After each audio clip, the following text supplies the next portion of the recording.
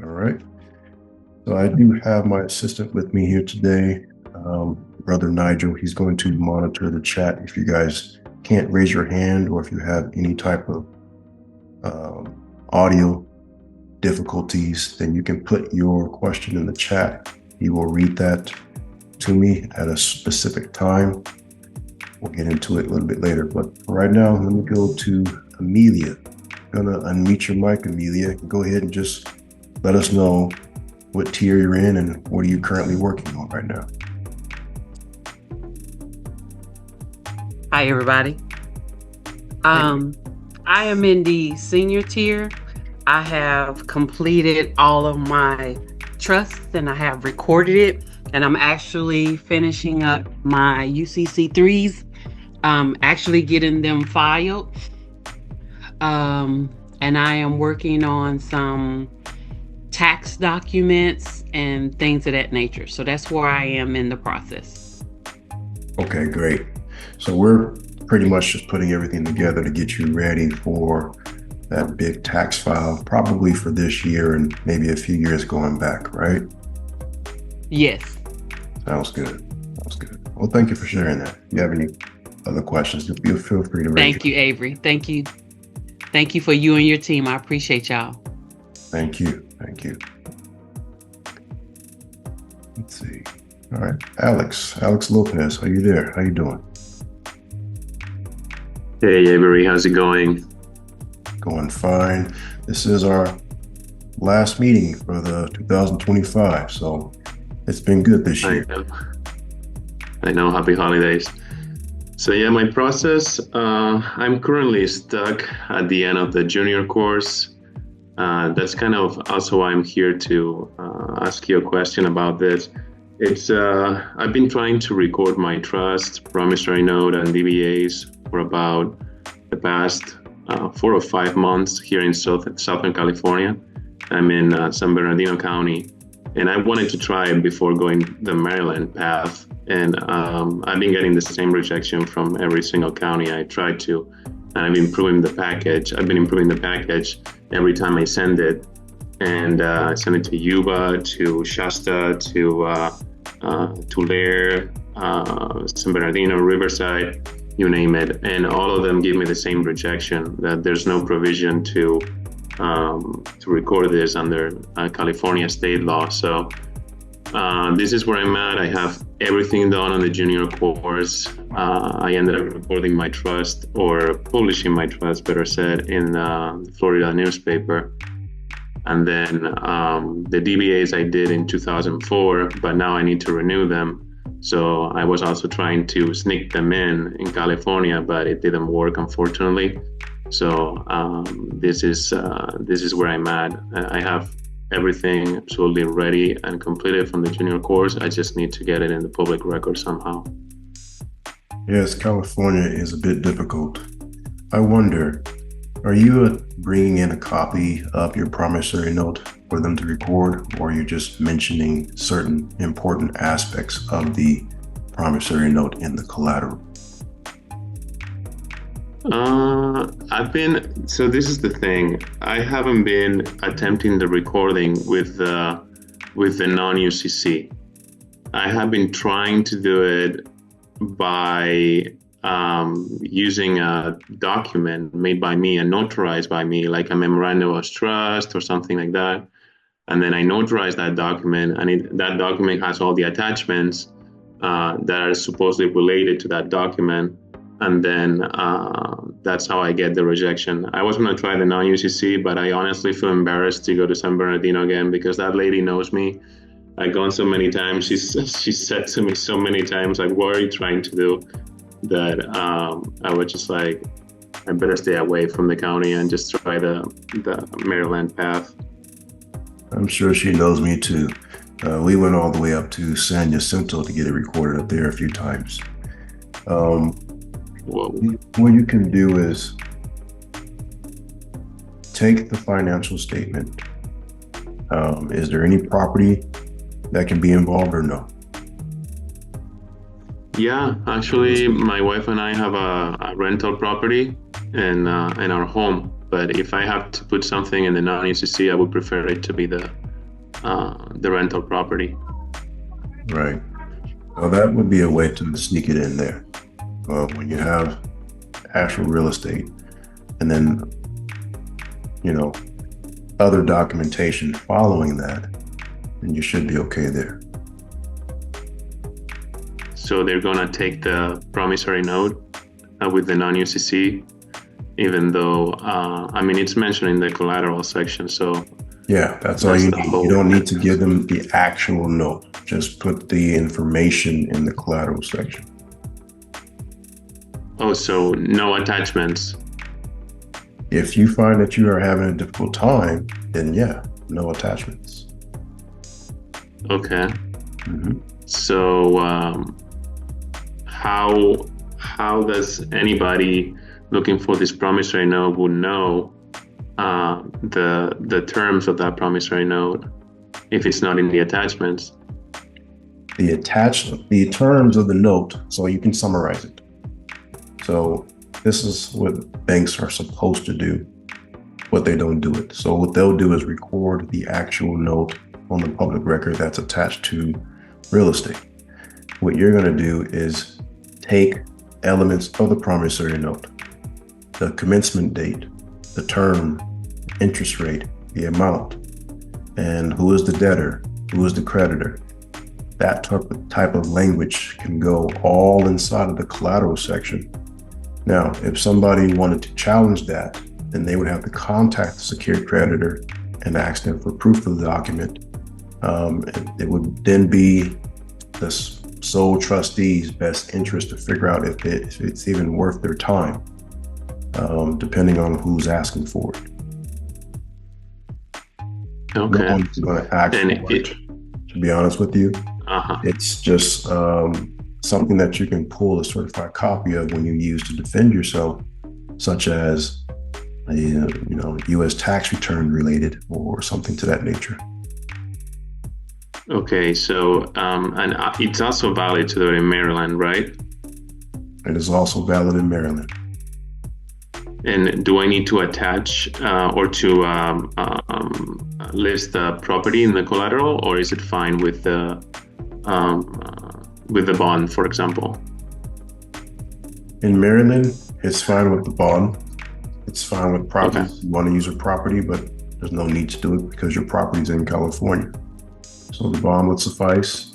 Some people have also attached the physical copies of the promissory note, but I still would do the best I can to keep those things private nowadays with how things have changed. So just take elements of that promissory note and put it inside the collateral, regardless if you do it in California or Maryland. Okay, so and then I can go straight also to California Secretary of State after Maryland and file the non-UCC there, right? Well, non-UCC is first, then UCC1 is second. So let's say you do the non-UCC in Maryland, and you have the actual recording information from the Maryland Secretary of State. So take that recording information, place it on your UCC1 in California, reflecting it. That way it's piggybacking. Now that's just a one-page document. I lost you there. I don't know why. Couldn't hear what you said. I'm so sorry. Oh, okay. So you do your non-UCC in Maryland. It's going to be reported there. Yeah. So you'll have the Maryland Secretary of State information at the very top. What you do is then take that information, the file number, the file date, all of that information, put it on your financing statement, the UCC1 in California, with your Secretary of State there. That's all you have to put in the collateral. It's just a reference to the lien that was done in Maryland. Okay, and that would be as an attachment, right? Because California Secretary of State has a form to follow with steps. Well, you do it online in California, if I'm not mistaken. Yes. Yeah. Yeah, and online they have a form, and then there's a section that they allow you to upload attachments.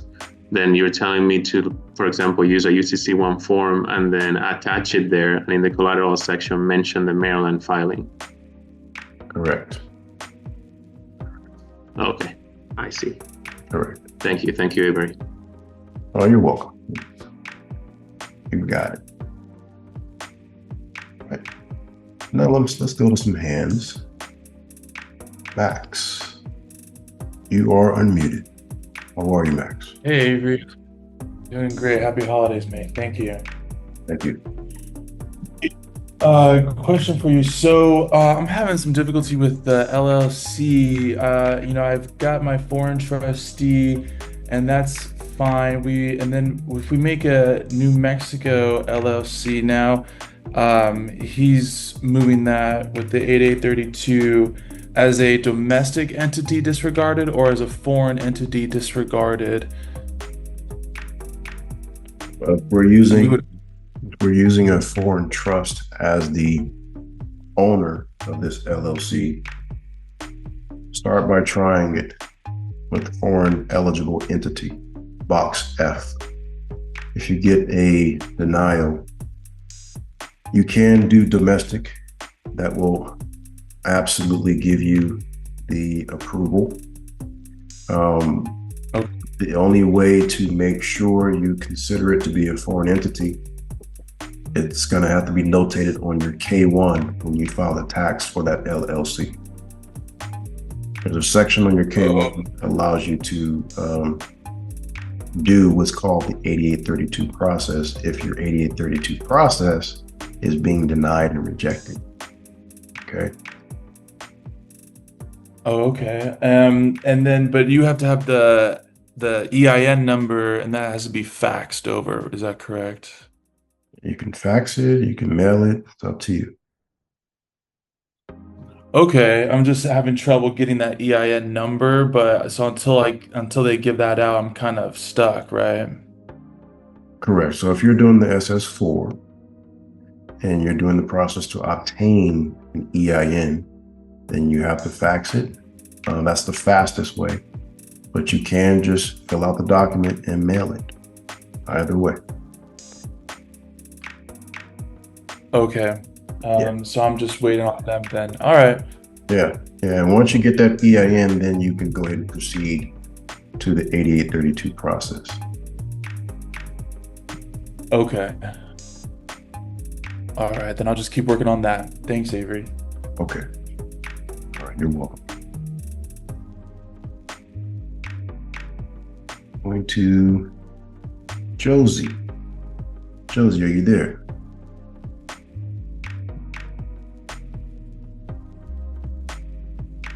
You are. You just have to unmute your microphone. Josie.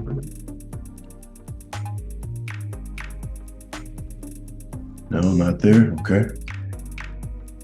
How about Dale? Mr. Dale Cullen.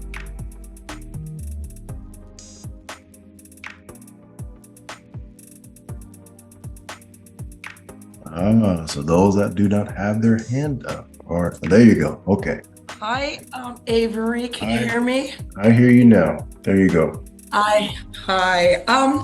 I'm 72 years old, been working on this for 3 years. Okay. And I'm in the sophomore course repeatedly. I just have a general question. I'm originally from Hawaii. I'm a little bit of Hawaiian blood, and I know I try to align with the native issues in Hawaii, although I live in Oregon. I did notice on the national document that Hawaii I'm not a Hawaiian national. Can you help explain that? I'm sorry. So you said you are living in Hawaii, but you're not a Hawaiian. No, I'm born and raised. I have some Hawaiian blood. Okay. And I really like to align myself with the native issues. However, when I looked at the national document, like Oregonian, I live in Oregon, I noticed that it doesn't show that I'm a Hawaiian national in that nationality document. Oh, you mean the document that shows nationalities for all the states? Yes. So what does it say? Why doesn't it? You just go off of your birth certificate. So if your birth certificate is from Hawaii, then that's your nationality. Okay, the last question I have is, I travel back and forth to Hawaii. My family is still there mostly. Can I file all the documents? My daughter has gone through your process. She's pretty much completed it recently. Had her, some of the banks reject the trust documents, but anyway, because I'm going to be going home for the holidays, can I file everything and record it in Hawaii? Yes, you can. I can? Okay. Oh my gosh, you just made my day. You can file it in any county or any state because all of it is considered the full faith and credit of the United States. So you can record it anywhere. Okay. I think that's all I have, and I love your work. I so appreciate it, and thank you for all you do. We think you are brilliant. Thank you. Thank you. Just here to help. All right. Thank you. Good time with your family as well. Thank you. You too. Bless you. Hey, we're going to go to Mr. Brian Kirk. Just go ahead and let us know where you are in the classes. What status are you on the website? Hey. Any questions, let us know. Hey, can you hear me, Avery? I can hear you, yes. Hey, good afternoon, family. Right now, of course, I got the all-exclusive package, but I did get my 9.8, went through the freshman course. I just recently did the paper route for the EIN. I sent that back in November the 25th. Haven't got a response just of yet. I also just got I went ahead and got the Trust Enterprise. I did get that and typed up my 8832 to send off my correspondence letter, of course. And now I'm just waiting on for my estate. I'm getting that back. I have not filed anything on the court side of it as of right now, but that's my next stage, right? Okay. Sounds good. And you guys, I wanted to share something and related to what you just said, Brian, for court filing. I was recently having a conversation with our very own Miss Katie Hobbins, and she's done something that I'm very, very proud of. It's the next step in what we call recording your documents. So you all know the one option where you take your documents down into the county and you record a few documents there, right? Then you further express it at the Secretary of State level on the financial statement as a UCC-1. If you have difficulty doing that, you can go to another state or another county. Let's say you do not want to figure out which of those counties is allowing you to do this.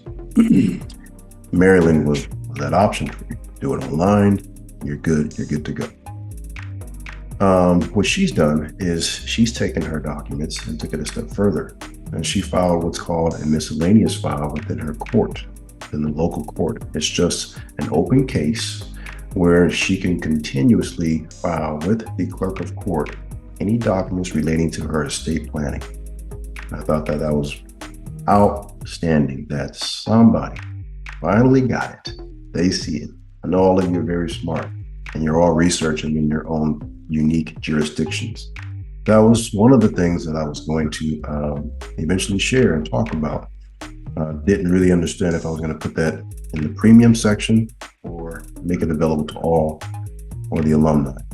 But that is something you can do. So if you're at that stage and you're trying to record and you're having difficulty, how about you go down to your local courthouse, ask them for a fee schedule, and ask the clerk there, how do I open a miscellaneous file? And what can I file within it? They may ask you, why do you want to do that? You can say for probate reasons. You can say, small, frivolous civil reasons that you may be having an issue with in your local county. And they will tell you there is a small fee for that, and it's a continuous case. So it's very, very cool. Thank you, Katie, for that. Just wanted to share that. Now let's go to Rosewood. Rosewood Smalls, you are unmuted. How are you? Peace and blessings to you, Avery. Peace, peace. Thank you. I have a question regarding real estate. I was in a foreclosure, and they did the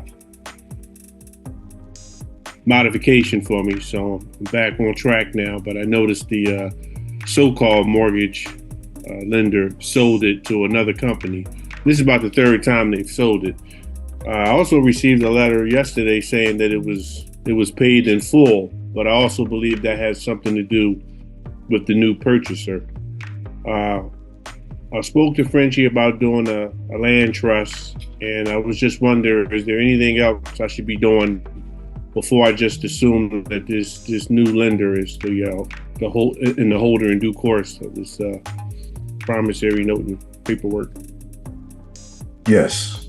What you should do, since you're on your third debt collector, what should have been passed down to the third from the first is evidence that the original lender actually gave value. Mm-hmm. Okay. So a lot of times when we do what they call debt validation, we ask for the original note or the original deed and asking if those two things are still together. We already know it's been bifurcated. They're separate. The note holder has it. It's been separated. Now in court, the note holder is not going to produce it for you. So what you can do is ask the original note holder and the original lender, which has been passed on to this third debt collector, proof of value has been given. That means money has left this account to go to your seller's account, because in that case, you were the buyer. And now you owe this new person who actually had money who was wired or transferred from that actual bank account. Those are records that actually prove a note was funded. So that should be your focus. I want proof that the note was funded. I'm going to give you 3 case laws. If you have a pen, you can write it down. If not, go back and listen to it. It's Cook 457 BR 437. This is in North Dakota in 2011. They said that a signed note is insufficient to prove the creditor gave value without evidence of disbursement. The second one is Bolin 295 BR 803. I believe this was in the District of Columbia in 2002. They said a security interest cannot attach where the creditor cannot show the value was given. And one more, FDIC versus Houde, Houde. That is 90 F.3D 600 First Circuit Court in 1996. And they say a note alone does not have proof the existence of consideration. And that's really all these banks are showing in foreclosure or whatever. They just get a copy of the note that's recorded in the county and say, oh, there's your proof. But the actual UCC says a note alone is not evidence that value was given.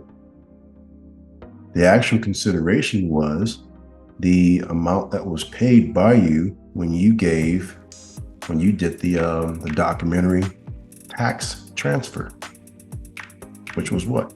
Something as small as $10. That is the actual valuable consideration.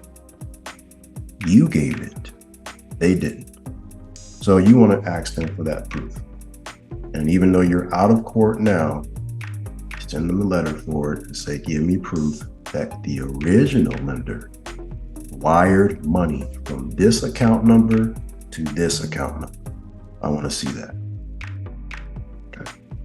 And after that process, depending on what they do, I should be preparing myself to go to court and use this information as Exhibit A. Well, before you go to court, while you're doing that, you go straight into your accord and satisfaction, because that request is a legitimate bona fide dispute. You have the right to do that. Okay. Quick. Next question. I'm starting a LLC, which at the time I started my trust, I didn't have the name and all the information. I'm also interested in doing the Wyoming LLC as the sole member. Can you give me a rundown how I should be going about that? Do it in Wyoming? Yeah, if I make the trust the sole member to the Wyoming holding company, I'm adding it's a transportation LLC under the holding company. Okay. What information is there any information, should I ask, from my trust I should be adding to any of the documents I may have filed already when I didn't have an LLC in an EIN number? No, there really isn't. I mean, as long as you have the proper positions fulfilled, that's all you need. Okay. Your trust already exists. You have the declaration, you have the minutes. I mean, you can always express it further with additional minutes stating what your foreign trustee as the manager can and cannot do with this LLC. That's really all you need. Good. Thank you so much, Avery. You're welcome. All right, Nigel, do we have any questions lined up in our chat? Let's go take a look there. Go ahead and unmute your mic, Nigel. Let me know. Yes, we have a few in the chat. We have a question from Perry. He is asking what happens if we do a 8832-B for our Social Security number.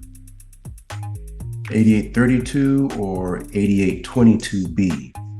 8832B. 32 for the social. They will reject it because obviously you're giving it with 2 dashes. This form is only used for a 1-EIN. In fact, when you look at the 8832 instructions, they talk about what type of entities cannot be considered disregarded. And so if any entity receives wages, it can't do that process. Now, there's only one way you can try to do it. I have not been successful with it, but I haven't made my way to try it again. But you can try it if you want to. Take your full name and put the word unincorporated association at the end, and then give your Social Security number in the format of an EIN using 1 dash. In the section where it asks for the owner, of course, you would put the express trust. And then down below that, there's a section that allows you to put any additional owners. That is where you would put the United States Corporation Company. All of you can do a simple search of the United States Corporation Company, EIN, and you'll get the number. It's actually attached to practically all of the state websites where you can pull up a corporation. You'll find their EIN there. Place it on the document, go to the second page, and where they ask you for foreign eligible entity or domestic, you cannot hit foreign, you have to hit domestic this time. Send it in, see if they approve it. I've tried it a few times. To no avail was I successful, but you can try. Okay, any other questions in the chat? Yes, we have another one. We have a question from Vicky. Her question is, what is the process for being invited to the new upper level class for those who need to go beyond the senior level now? That was one of my announcements for today. Oh, okay. December 25th is the upgrade to the alumni class for you guys. A ton of videos and content for you guys to get your feet wet, get busy, so that way you can go beyond the freshman through senior. You will have a quiz to get through. It will be graded.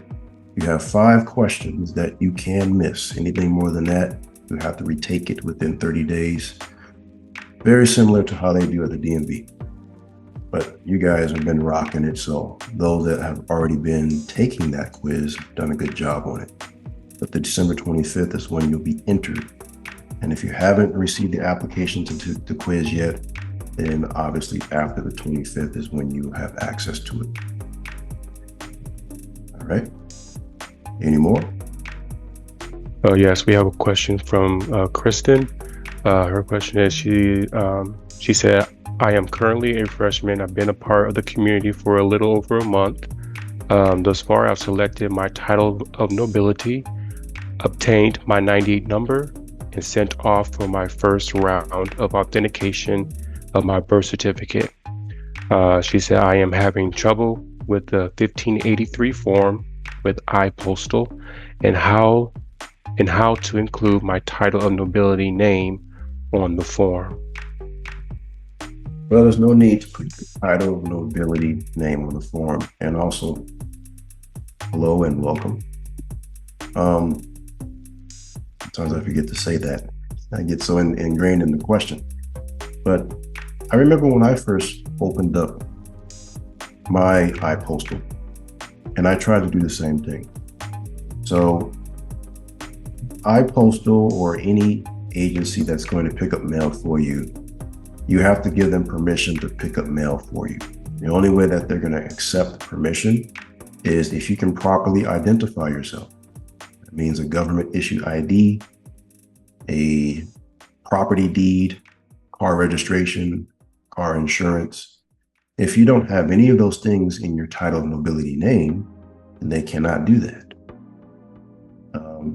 You most likely will not be receiving mail in that name anyway. So don't worry about that.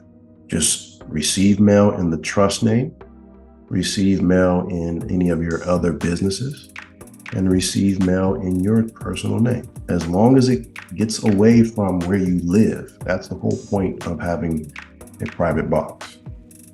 Okay. Let's take a break from the chat. I'm going to go back to the calls.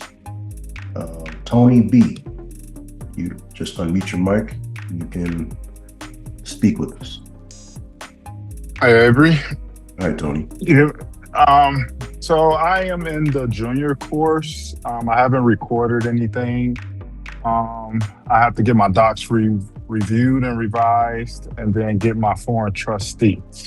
My question is, I have a child support case that is closed online, but still being enforced. Is that a type of case that I can record my trust documents with? Yes, you can. You can. So if you've actually gone down to the courthouse, you gave them the case number, and they tell you that it's still being enforced, meaning that there's a balance and they're trying to collect. Well, just tell me, is that the case? Yes, that's the case. Okay, so they're still trying to collect, even though it says closed online. Now, you mean the court shows that the case number is a closed case, or the other side, where it is the child support agency, their account number is closed? Not the child support agency, the courthouse. So we have a online, like you can search your court cases online. And online is saying everything is closed, but it's just still being enforced by the child support agency. Right. Okay. So in that case, it's still open. They're just closing up the opportunity of you going in to further state your claims, basically. Because they've already come to a decision. They said this is the amount, and this is the amount we want. So you have an open case, really. You can always submit motions, and that will give you new hearing dates. So you can put in a certain motion. What I would suggest is to request the judge to enforce child support division to put on the record a replevin bond. And replevin bond means they have the right to enforce and come after a certain property if they truly feel that they have the right to do it and they can prove it. Okay. Replevin bonds it should be used in every single case where you are a defendant. So you can do that. And there is plenty of information that we've talked about in the previous courses about it as well, which you can do, how to fight it. Have you put any type of affidavit of denials on the case, things like that? No, I actually need some help on that process. I know about it, and I'm actually going through a contempt issue right now. Okay. And I was thinking to put in an affidavit of denial on the contempt. Okay. Yeah, usually if you're in at least communication with the mother, you can get into an agreement and then use that agreement to help close the case entirely. Because they're not going to tell you this, but the courts will say, we're only looking after the good intentions of the child. But they're really not. So if you can show an actual contract between you and mother, financial agreement, they're usually willing to listen to you and play ball. I don't know if that's going to be a good route, but I'll try it out. I thought about it and talked to her about it before, but it didn't turn out too good. But my other question is that the fraternity agreement, how to rescind it. I know you spoke about it, but do I just put in an affidavit of denial and state the things that you said in the video, or like I'm not sure on how to go about getting that rescinded? Well, yeah.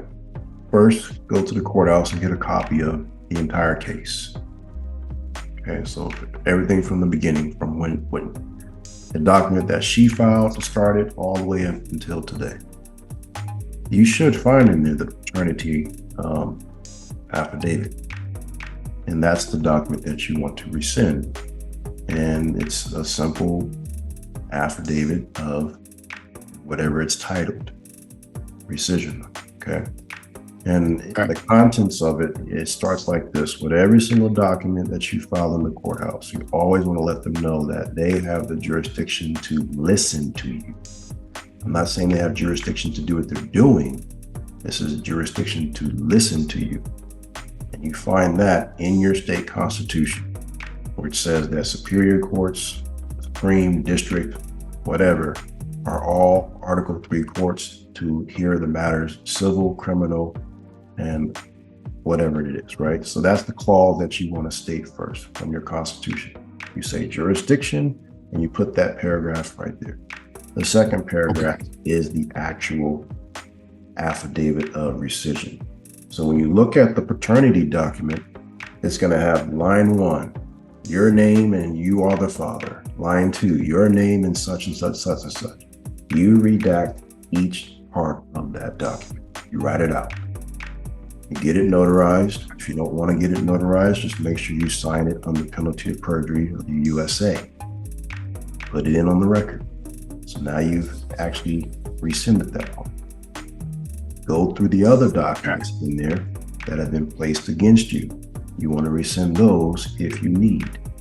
Then you ask the questions. And the next questions is basically a motion for discovery.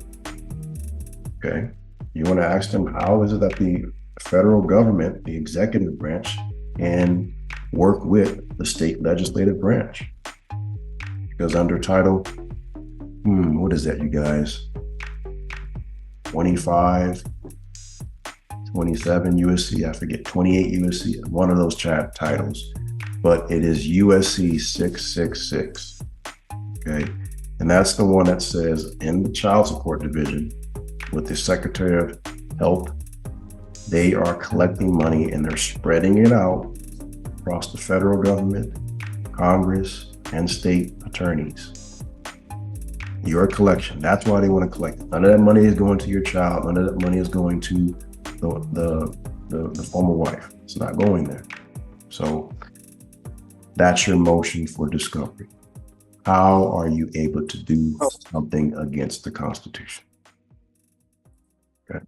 Start with those two documents. Is there any way to get some help with those documents? You have options. You can put them together and get a doc review with us in a consultation, or just get a consultation with me. I have a link on the website, and we can spend an hour and put it together. Okay, I'm having trouble finding that. Go into the announcements section. I made a previous announcement for you all to get a consultation with me. Oh, okay. Right. Yeah, it should be a few posts back, but it is there. Okay, I don't want to take up too much time. I just got one quick question, last one. With the getting my kids' estate, I can't do it online like I did for my estate? You can. So what you do is you give your child's estate number. I mean, to get their estate number, you give their social in the deceased section. And then the responsible party would be you. It would be your social. Okay, and you'll get the number that day. Then you do your next child the next day, because you can only do one per day. Correct. Okay, thank you. I appreciate that. And I'll get my consultation set up. You're welcome. No problem.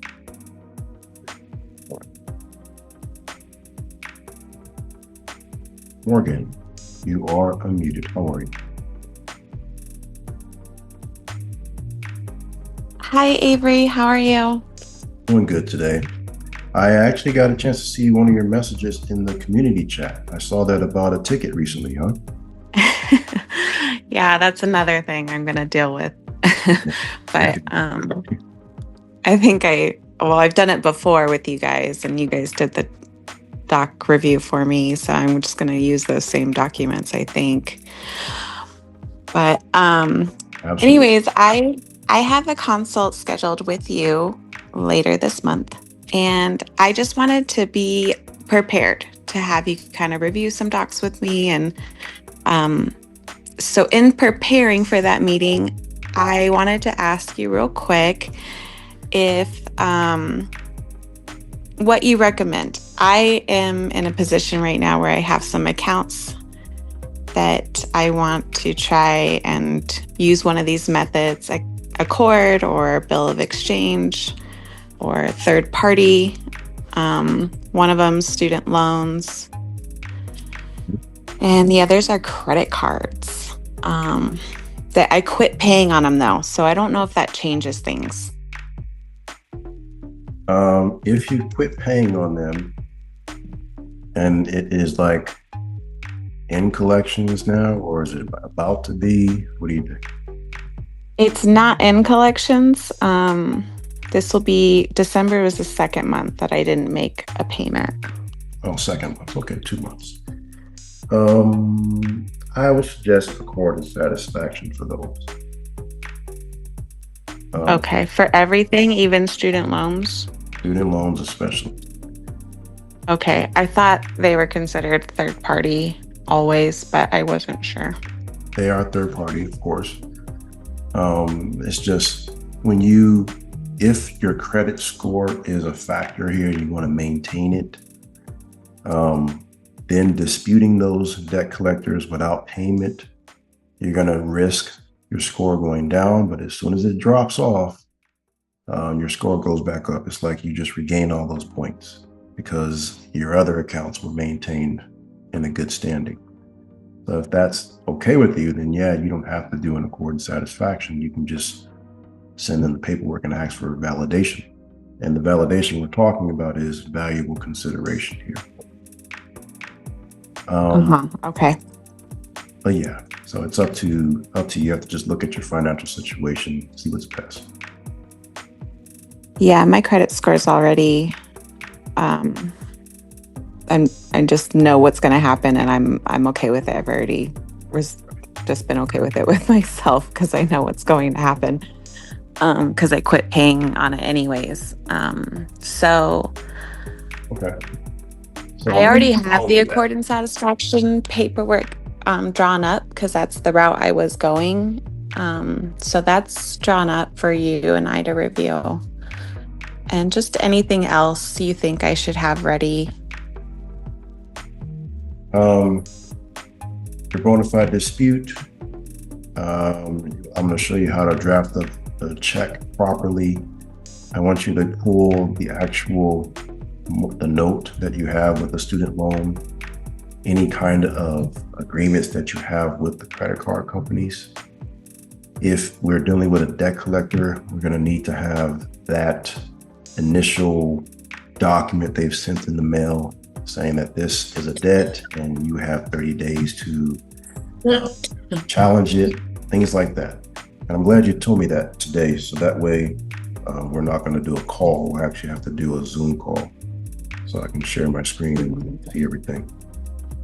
Yes. Okay, great. I been looking on your site and kind of on your YouTube because I still can't figure out how to get my private client membership going. I don't know if I'm just a total idiot or if there's something wrong with my account, but I'm really missing those sources or those resources in that section. So I don't know if there's anybody I can talk to, like on the phone, maybe somebody can call me and walk me through it, possibly. Yes, there is. Let me send Jordan a message so we can get you squared away. She handles the admin for the website. Okay. All right. Perfect. Avery, thank you so much. I will talk to you soon. Talk to you soon. Thank you. Okay.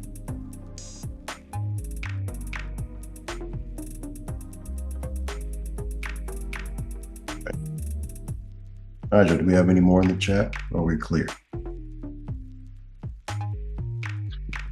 We have more in the chat. However, I sent you a message. Can you take a look at that, please? Okay. All right. Yes. All right. No problem. Let's go over a few of those questions you have. All right, sounds good. So we have a question from Brianna. Brianna said that she completed freshman course last week. She said when I called to get my 98 number, the IRS said it'll take 2 weeks for them to send me paperwork regarding the next step. I got my letter on December 3rd, and they have stated on the letter that my latest day to file my 1041 is on November 24th. I didn't send my correspondent letter until December 5th. Is that going to cause issues with my Express Trust? No, it is not. They usually give a date as soon as they issue an EIN number, so you don't have to worry about that number. I'll tell you why. Your Express Trust or your trust enterprise or your estate has not entered into commerce at all. No one has paid it directly, giving it a 1099. So there's nothing to report. All right? That's a good question. I know that can be a little confusing sometimes. All right? Any others? So yes, we got another question from Lauren. However, she has 2 questions that I combined for you. So the first question from Lauren is she got approved for the trust enterprise through Wells Fargo Financial Institution. How do I request the electronic signature they asked for withholding on the W-9 that I provided without clearly understanding it? Do not really comprehend why they are asking for it if they are not a government agency or the IRS. Can you elaborate on that? That is question 1. Let me see if I understand that question. electronic signature on a W-9 form. Is that what you're getting as well, Nigel? Yes. What's the name again? Lauren. Lauren. Okay. Lauren, are you here? I see you. Okay, I'm gonna open your mic. Can you elaborate a little bit more on that question with Wells Fargo? Lauren, just unmute your microphone there.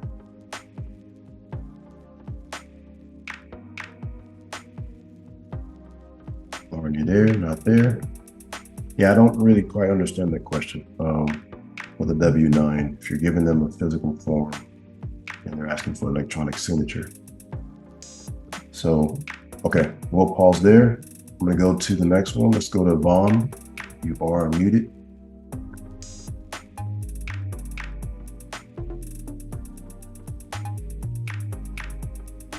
Good afternoon, Avery. Thank you for taking the time. I appreciate it. You're very welcome. How you been? Doing good, man. I hope you've been well too. Yes, I have. Thank you. Great. Two parts. I am a real estate salesperson, so in Michigan. So I have a client who is looking. He's about a month away from avoiding capital gains tax and having his homestead, because we have a homestead exemption here. By having, but he's selling his primary, looking to buy a new primary. He's facing a potential $25K capital gains tax penalty, and was, asking me a little bit about, I told him I'm not a tax advisor, but with the 1031 exchange, I made mention of it, but I wasn't 100% sure of how he could use that as a means of avoiding that 25K tax penalty. And I was just curious to know what your process would be, or what would be good for him to do. Yes, that is the best way to avoid that capital gains there for the year. He's got two options. All right. One is with the 1031 exchange and the other is without it. If you go without the 1031 exchange, when he's done making the sale, taking that money to go buy the next property, which is his primary, it's just all going to come down to how he files those taxes. So the best way is his annual income plus his capital gains, add that all up together and file that as interest investment expense. You have a limitation on that. The limitation is only germane to corporations that make 30 million or more. And that is the average of the past 3 years. If you make 30 million in the past 3 years average or more, then you are capped off at 30% ATI, your adjustable taxable income. There is a floor plan on that as well, but it doesn't matter because a lot of us, the past 3 years, our average is way less than 30 million a year. So he absolutely qualifies if 100% of that income is reported as interest, as an interest expense. That means there has to be a loan, there has to be a note, there has to be an entity that has been recorded as a recipient for receiving this interest. That's something he can do. Just look into interest investment expense, Rule 163J. The 1031 exchange is an easy route as well. So he's got to get a mediator who's going to hold the funds from the first sale and be the one to deliver those funds to purchase his next property. Within that first month, property is in his name. He needs to do a quitclaim deed to a land trust. Okay. In that land trust, the trustee can be an LLC, it can be whatever he wants. Just make sure the beneficiary is the trust enterprise. And then from there, that trustee of the land trust will enter into a lease agreement. It could be a lease option, it could be an option, it could be a lease purchase, but it's going to be into another entity. And that's the entity that he controls. That entity is paying rent to the land trust, which is himself. So it's not considered as primary. It's vacation. He's there. Okay, vacation. Okay, perfect. And that would be the best way for him to do it to avoid, because I mean, other than that, he's delaying the sale for buyer and seller, because he's selling his house contingent on the sale. So I was like, man, I think that's probably going to be the easiest way to avoid friction there. Yeah. 1031 exchange with the land trust and the lease is the best way to do it. Okay, thank you. And then second part was, I have a trustee who's in Lebanon, and I was looking to find out how he's able to get to the States. I know that there was a document, some B1 form or something like that, but I wasn't 100% sure how I'd be able to help him get to the States if he's here on trust work or trust business. Where is he currently located now? In Lebanon, yeah. Lebanon. The B1 business visa was the one that I was looking into, but I don't know if that's... It's something that we were able to do, but there are some positives and negatives with this current administration. I don't think that'll be the way to go right now. So he can come over with the B1 as business and all of that, but if it's going to be a long-term stay over the 6 months, it could be some complications he doesn't want to get into. Right. I think he's more looking to a visit. Yeah. And the visit should be okay. You probably don't need business documents to go with that B1. So let's just say you have your hold harmless agreement already between that trustee, and you can make up a memorandum within your trustee minutes. The memorandum will state on such and such day, upon his arrival, he will execute XYZ documents for the trust. Okay. So those documents can be estate planning documents. It could be wills. He can record wills for you. It could be, like we just mentioned, lease options for purchasing real estate, wholesale documents. If it's tied to land and real estate, they like that. As far as the home development, they like it. And, he has to have his ticket that shows he's going to leave at least 7 months before his expiration. Okay. Just stick to that. Okay. Seems pretty simple. All right. Yeah, I appreciate it. That was the main thing that I had, and just so smooth for him to get it, for us to get everything together for his visit next year, and with the taxes for my client. So thank you very much, and I appreciate it. Yeah, I think that's all. Okay. Very welcome. Thanks, Hope Avery. everything works out with your client. I appreciate it. I will keep you posted. Thank you. Okay. Going to Carlos. Carlos, are you there? Hey, Avery, do you mind coming back to me after one or two? Sure. Thank you. Appreciate it.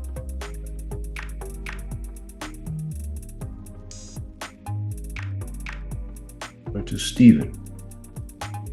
How are you, Stephen?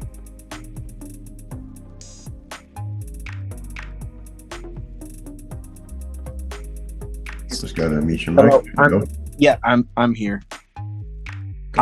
Hey Avery, how are you today? Good. So hey, we spoke just the other day on a private phone call, and you were giving me some advice on setting up a LLC in New Mexico with a registered agent. And I've begun that process, and I just had a question because I've already got the registered agent hired, but I've got to continue filling out forms for the online federal application for delivery of mail through the agent filing. And it's asking for identification. So I have switched my driver's license address over to my iPostal address and all that. I mean, is there anything wrong with using my ID and everything? Although my ID still has my home address on it, even though I changed it with the DMV. Or could I use my wife who still has hers here? You can use her. You can use, there's different forms of ID. So vehicle registration, insurance card, that'll work. Okay, so I could use her, since it might be an issue because my driver's license still shows to this address, even though I switched it at the DMV. No, that won't be an issue at all. So, you just tell them that that's not the current address, but here's ID. Yeah, okay, and since I'm showing them my insurance documents that have that other address, it should be good. Yes. Okay, and my other question is on the contact, which is not the part that's going to be recorded with the state, that's okay to use my iPostal address and my phone number and my name for that contact info. It is. Okay. Unless you want to get like a Google number, have something separate, you can do that too. Yeah, I mean, all that stuff after a while gets kind of hard to keep track of sometimes. Yeah, I know what you mean. I know what you mean for sure. I do it. It's a lot to remember. Yeah, it is. So, I mean, is that something you would recommend? I could always go back and change that with them at a later date. Anyway, since that's just the contact info, correct? Just the contact info. Yeah, okay. So there's nothing wrong then with using my driver's license and all this in terms of who's the applicant filling all this out? There is none. No problem. Oh. Okay. And then I think I have some other questions for you, but I did book a call with you on the 9th again. So I think we can go over that stuff. I did. I saw it. Okay. Sounds good. All right. Well, I'll just get my questions ready for you then. Okay. All right. Okay. Thank you. Have a great day. You too. Thank you. Yes. So, for those that book a consultation with me or any one of our reps, it's very helpful. You let us know beforehand, at least three days.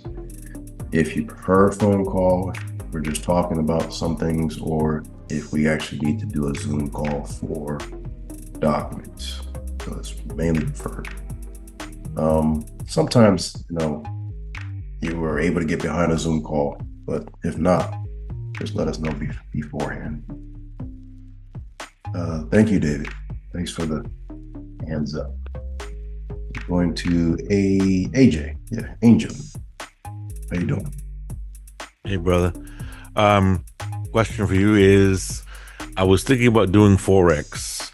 What's the best way of setting that up? Would I use a UNA, an unincorporated association, or would my trustee be involved with that as far as him creating it? Because I think, American citizens aren't allowed, so you have to do it outside with the entity. That's true. That's been a while since I messed with that. I have to jog my memory. What we did, if I was in Florida, it's probably not going to work the same since you're in California. But what I did was I created a trust that was specifically for Forex. And the one that I wanted to fill out the W-8 BIN E form or individual, I'm sorry, it was W-8 bin. Yeah. My foreign trustee, that's a part of the trust, they put their information on it, the W-8 bin, and they used their credentials to open up the account. That gave us the open door to the international market. For you in California, if that is an option for you to set it up that way, then it would be best to use your unincorporated association. And you're going to have to find a broker that has that go-between person. And you're going to have to pay them a little bit of a fee, a little bit of a stipend to keep it open. But at least you'll be able to have monies made to the unincorporated association, and there is no state reporting. That's one of the good things about using the UA. But that's a simple situation. I'm trying to make sure I understand this. You said that there's a, what was the bin thing you said? W-8 bin. W-8 bin. That's the document your trustee fills out and gives to your broker for Forex. Okay, got it. When they receive monies for you, they pay out to the name on that W-8 bin. You get a 1099 at the end of the year. 1099. Okay. Now with the DBAs, is if I do what I was understanding of the DBAs you're doing business as, do you use the enterprise EIN on let's say an unincorporated association, or are you applying for something separate? How does that work? Maybe I need some clarity on that. Depends on what happens first. You know, your UA should still do the 8832. If I get that approved, and I'm not necessarily worried about doing the DBA because it's already done on the federal level. Okay. If they're taking forever, then I'm going to do my copyrights here in the county. I'm going to do my DBA here in the county. So it just all depends on what's going to be first. Okay. To give you that protection. Okay, so file the stuff and then apply the 8832 to that. Yep. Okay. Thank you very much. Yeah. You're welcome. You're welcome. And if you find that right robot that makes all that money for you, you got to come back and let us know. We're going to Perry. I'm sorry. Peter. Got the name mixed up. You're next, Perry. But Peter, how are you? Good, Avery. How you doing? Good, sir. Nice to talk with you. I want to get a consultation with you, so I just went through the website and did it, and mentioned that I wanted to deal with you in the comment box. Will that be sufficient, or I know you had an invitation that you referenced earlier that was in the chat. I went in there. I tried to find it, but I couldn't. For you guys, it's in the private announcement. You have a different link than everyone else.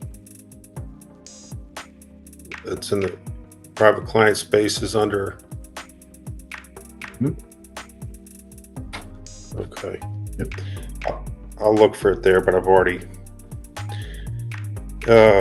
put it through the normal channel. Hopefully we can get all that straightened out. I would like to talk to you the next week or two if possible. Does your schedule look like that's possible? Let me check. Week or two. What do we got here? I don't think next week is going to be. Yeah, I think it's booked already. But the link that you're working off of from the But the students and everyone, that's a different schedule. So go into the private client announcements, click on that link. That's probably a different schedule for you. And it'll show you more availability. Okay. I had an interesting situation come up with, I had an inherited IRA and discovered that I have failed to take the mandatory annual withdrawals. So I just recently took the one for 2025, and I'm wondering if there's, going back to 2019, for those 4 years or so, that I haven't taken those. Supposedly there's a 50% penalty. Is there a workaround for that? I have to look into it. I have to do some research on that for you. Okay. Are you still in the process of putting together the tax filing? We are. Okay. Just write this note down here. Penalty on the IRA. Roth IRA. When did you come into as a beneficiary of it? Late 2019. So that was the break point between, there's a rule for how you take the distributions, whether you have to take them on your life expectancy schedule, which would be about 30 some distributions, which is what I fall into. But if I took possession after that, it would be on a more accelerated schedule. But I didn't take any distributions, so supposedly there's going to be a 50% penalty in each one of those years. But I don't know. I mean, I feel like since everything falls under my ens legis, which falls under my express trust, I should be able to go back and take all those years in one lump to catch myself up, or as a function of those individual returns, and then have it be treated as a disregarded entity. But that's something that we'll probably a bridge we'll have to cross when we do those last couple years returns. Right. I'm sure there's a way. I'm sure there's something there that we can look into in the on the revenue code. I'll get that answer for you. Okay. And one other issue.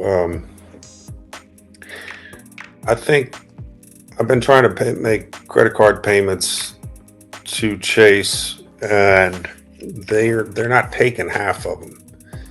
So I went into the banker this week to try to fix the glitch that's been happening for the last 10 months, where I send them one auto pay and it goes through, and then 2 weeks later I try to send it in another, and they always take it and then they return it. And I've seen some things where you tender payment and it's either denied or taken and returned. That's essentially an acceptance. So I feel like I should be able to put together a letter and go back and point out all the times that they returned monies that were there. None of it bounced. They just took it in and spat it back out to me. And they won't even let me pay it out of a Chase account that I have internally that has cash in it.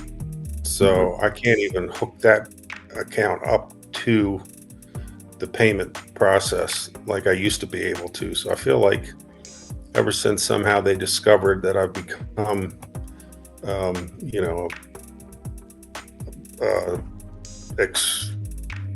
foreign express trust person or entity, that they're already sort of preemptively pushing back on me.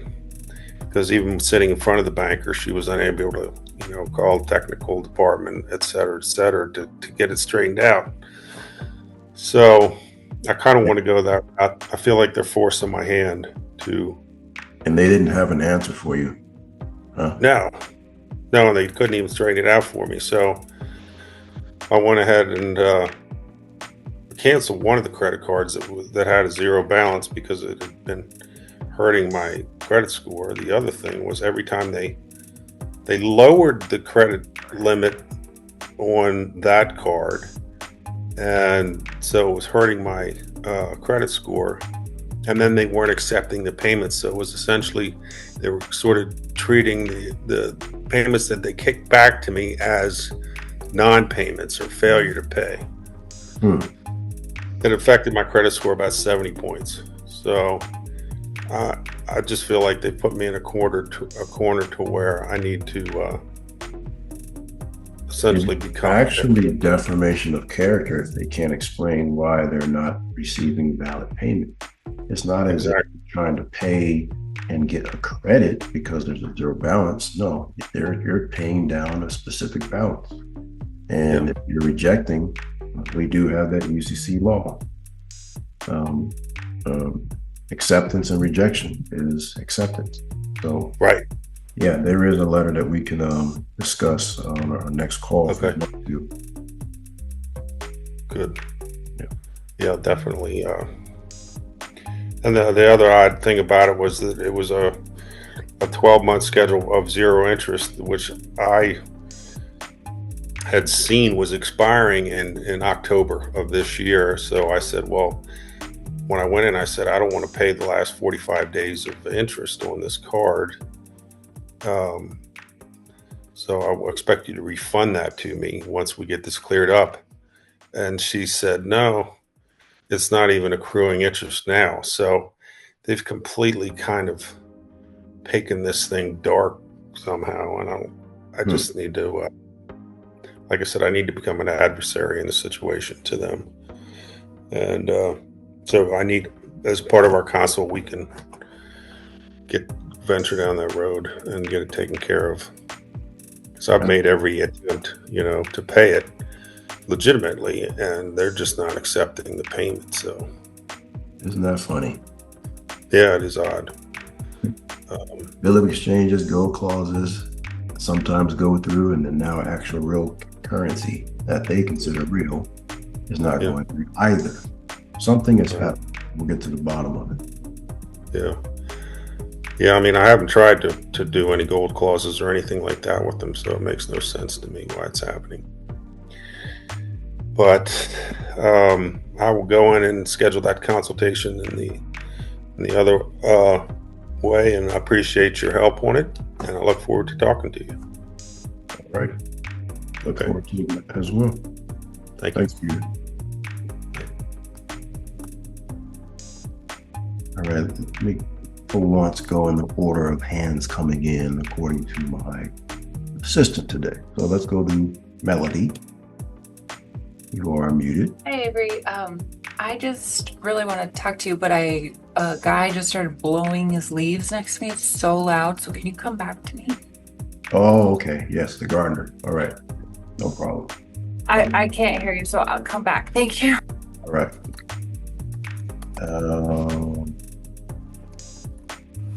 Perry. Hey Avery, how you doing? Good, sir. Thank you. All right. So we had a consultation, but something else came up. So I'm hoping that you can get around to answering my questions via the chat. So my question today is this: in regards to the UCC3 assignment, should we also include a copy of either our money order or check that they've cashed in response to the bona fide dispute, accord and satisfaction? I've done that before. I've listed the actual check number in the collateral, or you can just take the certified mail number or the registered mail number and write that on your instrument before you mail it out. Okay, great. My other question is this. So I don't have a driver's license. So for my identity, I've always used my passport card. and because of my CPS issues and applying for a new passport, all of that was kind of held in place, or they did not facilitate my passport. So I know that in Zoom call 28, you talk about sending them a copy of your UCC 3 termination. So would that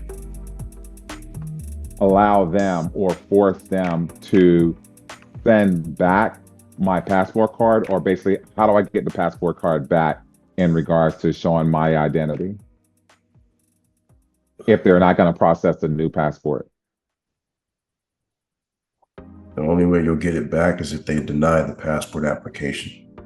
If you do it via mail and they don't approve it, they'll send everything back. They won't even hold it because it's probably already expired. They'll Okay. send it back to you, so you just have to wait for it. Okay. Got it. All right. Thank you very much. I look forward to getting the info that we talked about. Thank you. Yes, and I'm looking here in the chat. I don't see where you are. It's from the portal. So you sent me a text and I responded to you in the portal as a follow-up. Second, let me just verify. No, it's not here. The last thing I have from you is November 19th, November 18th.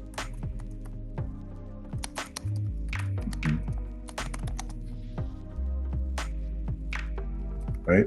Well, we'll get that squared away. If not, okay, then number, I'll text you and we'll get it that way. Sounds great. Thank you very much. Welcome. And also, if you need to fly domestically, while that's happening with the passport, just use your authenticated birth certificate. Yeah. So I'm heading to New York soon, so I'll be using my naturalization documentation. Sounds good. Okay. All right. Okay. SL. Please say your name. Hey, Sergio Avery, how you doing? Sergio, how you doing, Sergio? Good, thank you. Quick question for you. I'm behind. Maybe I should just do a consult, but my main thing is my estate classification. All the paperwork has been sent back. Estate reclassification, all of it has been sent back, and they've said you can't do it, correct? Yeah, the whole packet, everything that I did, it's been sent back from the IRS. That is what we call a normal process. Normal process, huh? My question was, redo the whole thing over again, or just resend the whole package? Just resend it. I mean, you should do a fresh one. Do a fresh application. Okay, fresh one. All right. Now let me ask you, do you remember the month that you applied for the estate number? Sorry, I didn't hear it. It cut down. What did you say? The month. Do you remember the month that you applied for your estate number? Oh, let me see. I could look it up. Man, it's been a while. Where's this thing? No, I don't remember. No. Do you think it's at least 2 months from today? Oh, it's more than that. It's been probably a year. Okay. Share my screen for a second so you can understand what you need to do when you redo the form. Okay. Okay.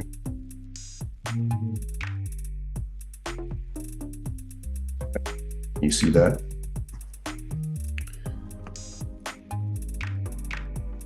You see the form? Yes. Okay, so in part one, you no longer can select A because if it's been at least 2 months, it's not a initial classification of a newly formed entity. Oh, okay. Now it has to be B. Change in current. Okay. Oh, okay. Now you go to 2A. Oops, cancel that. Has the eligible entity previously filed an entity election that had an effective date within the last 2 months. So there's your 2 months right there, right?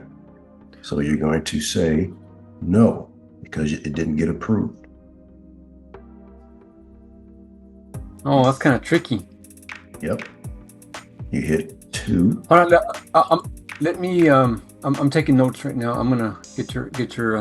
Oh, to answer your question, it was May of last year. Okay. Yeah. So you definitely want to do it like this. B. You hit no. That means skip 2B and go to line 3. And then from there, everything else is the same. Okay, to be sure, you said 2A is no? 2A is no. Okay, let me note that right now. Okay. Skip No. 2B, go to line 3.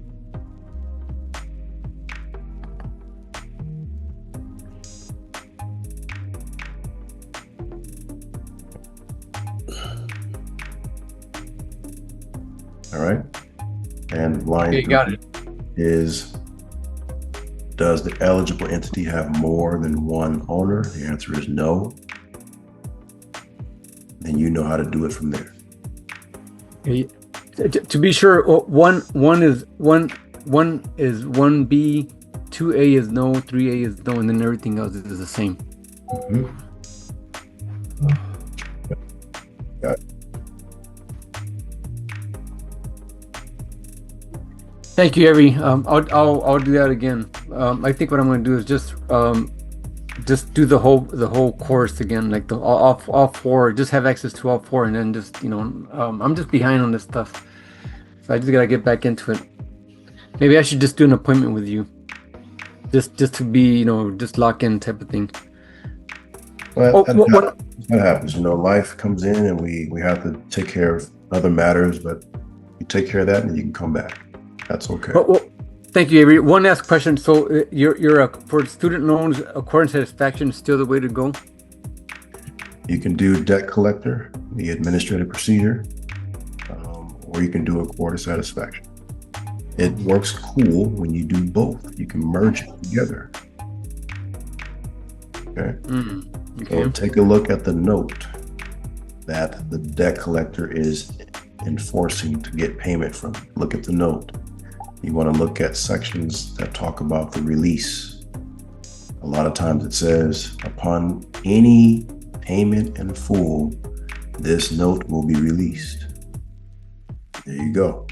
You want to look at proof. You want to ask them for proof that it came from this account, a government account, a trust account, wherever it comes from, the treasury, quote unquote, that's what they say, if it's a student loan. And it's going to the actual institution where you went for higher education. You can ask for that information.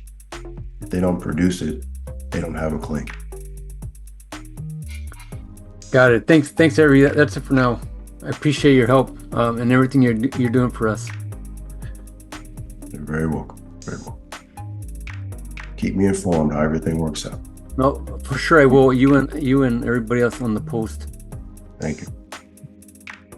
Thank you. You guys have a good one. You too. All right, Carlos, I hope you're ready. All right. Yep. Sure am. How you doing, Avery? Good. Good. Hey, so I know on the few previous Zooms we briefly talked about it, dealing with that same foreclosure here in New York. Tell me if this is wrong. We're about to hire an attorney to challenge it for lack of standing, just to make it go away and buy some time. I sat down with him yesterday. He said he's pretty familiar with how to dismiss them based on lack of standing. We did some audit on the paperwork that was filed, and the original note, HSBC did a blank endorsement. So they just had their name on it with no one else that they were, transferring that note to. So we do believe that we have a pretty strong case based on lack of standing. But what he was saying was that just because we make the case go away does not extinguish the lien, obviously, which I'm aware of. So I guess, would it be better to demand certain things when we're filing to get it dismissed with lack of standing, or is it better to then go back, start a whole new case, and then demand all the different things like based on chain of title, note ownership, UCC negotiation, standing at commencement, all these different things that we can go after them for. What are your thoughts on that? Just what we've been talking about today. You can always start your accord and satisfaction payment process with them. Since you do have an open case to your attorney to put in a legitimate request for validation of money transferring from one account to the next to start this entire thing. Because without proof that there's been a funding, the note has no merit. Just because you have a signed note, that doesn't mean money was funded. And so you and I know the fractional reserve system works when it comes to transactions and banking. So it's just a string of numbers in a computer, right? Put that in there and then do the accord and satisfaction. Okay. Do we have to invoke equity somehow with this? Well, you are already. If you're asking I gotcha. valuable consideration, that is equity. Okay. I did not know that. All right. That makes sense. Valuable consideration. Okay. Okay. That makes sense. All right. No problem. I appreciate it. An attorney with you, so I think if you share your thoughts on that, and he'll properly draft it up for you. He's hired, so he's got to do exactly what you want him to do. Yeah, but he's on limited scope, so he can't do anything without me. Exactly. Okay. All right. Beautiful. I appreciate it, Avery. All right, Carlos. You're very welcome. Thanks. Bye. All right. Go back to Melody. Hope you're ready.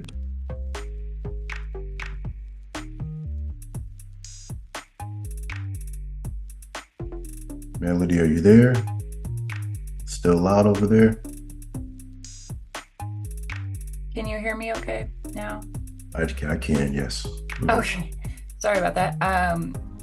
So I'm new here. I just wanted to say thank you. I knew about your work for a while, but I was studying from other people, unfortunately, for a while.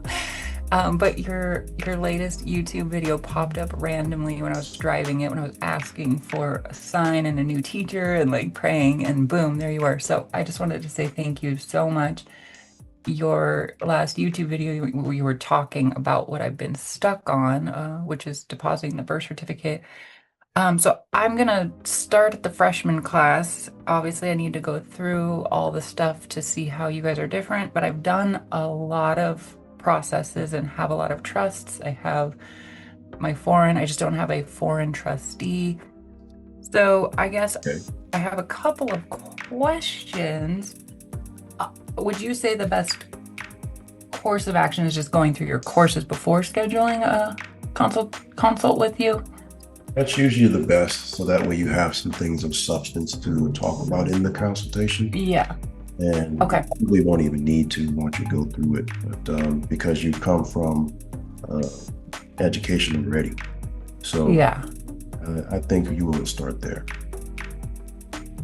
Okay, perfect. And then my questions, which I'm sure will be answered as I go through your course, but I was wondering, I guess 3 quick questions.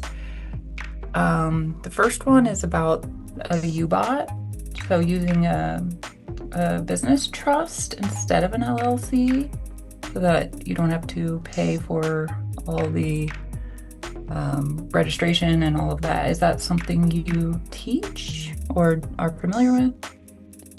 I'm familiar with it, so that's a good question. There are some trusts that I avoid. There's some trusts that I can use for a specific reason, meaning I would have that type of trust underneath the main one, our form, because you already know about the U.S. control and the U.S. court test. So we want to make that the top-notch guy. Yes. Any other trust below that, it is limited in what it can do. So if you have the proper beneficiaries, and if you discover, okay, should this be irrevocable or should it be revocable?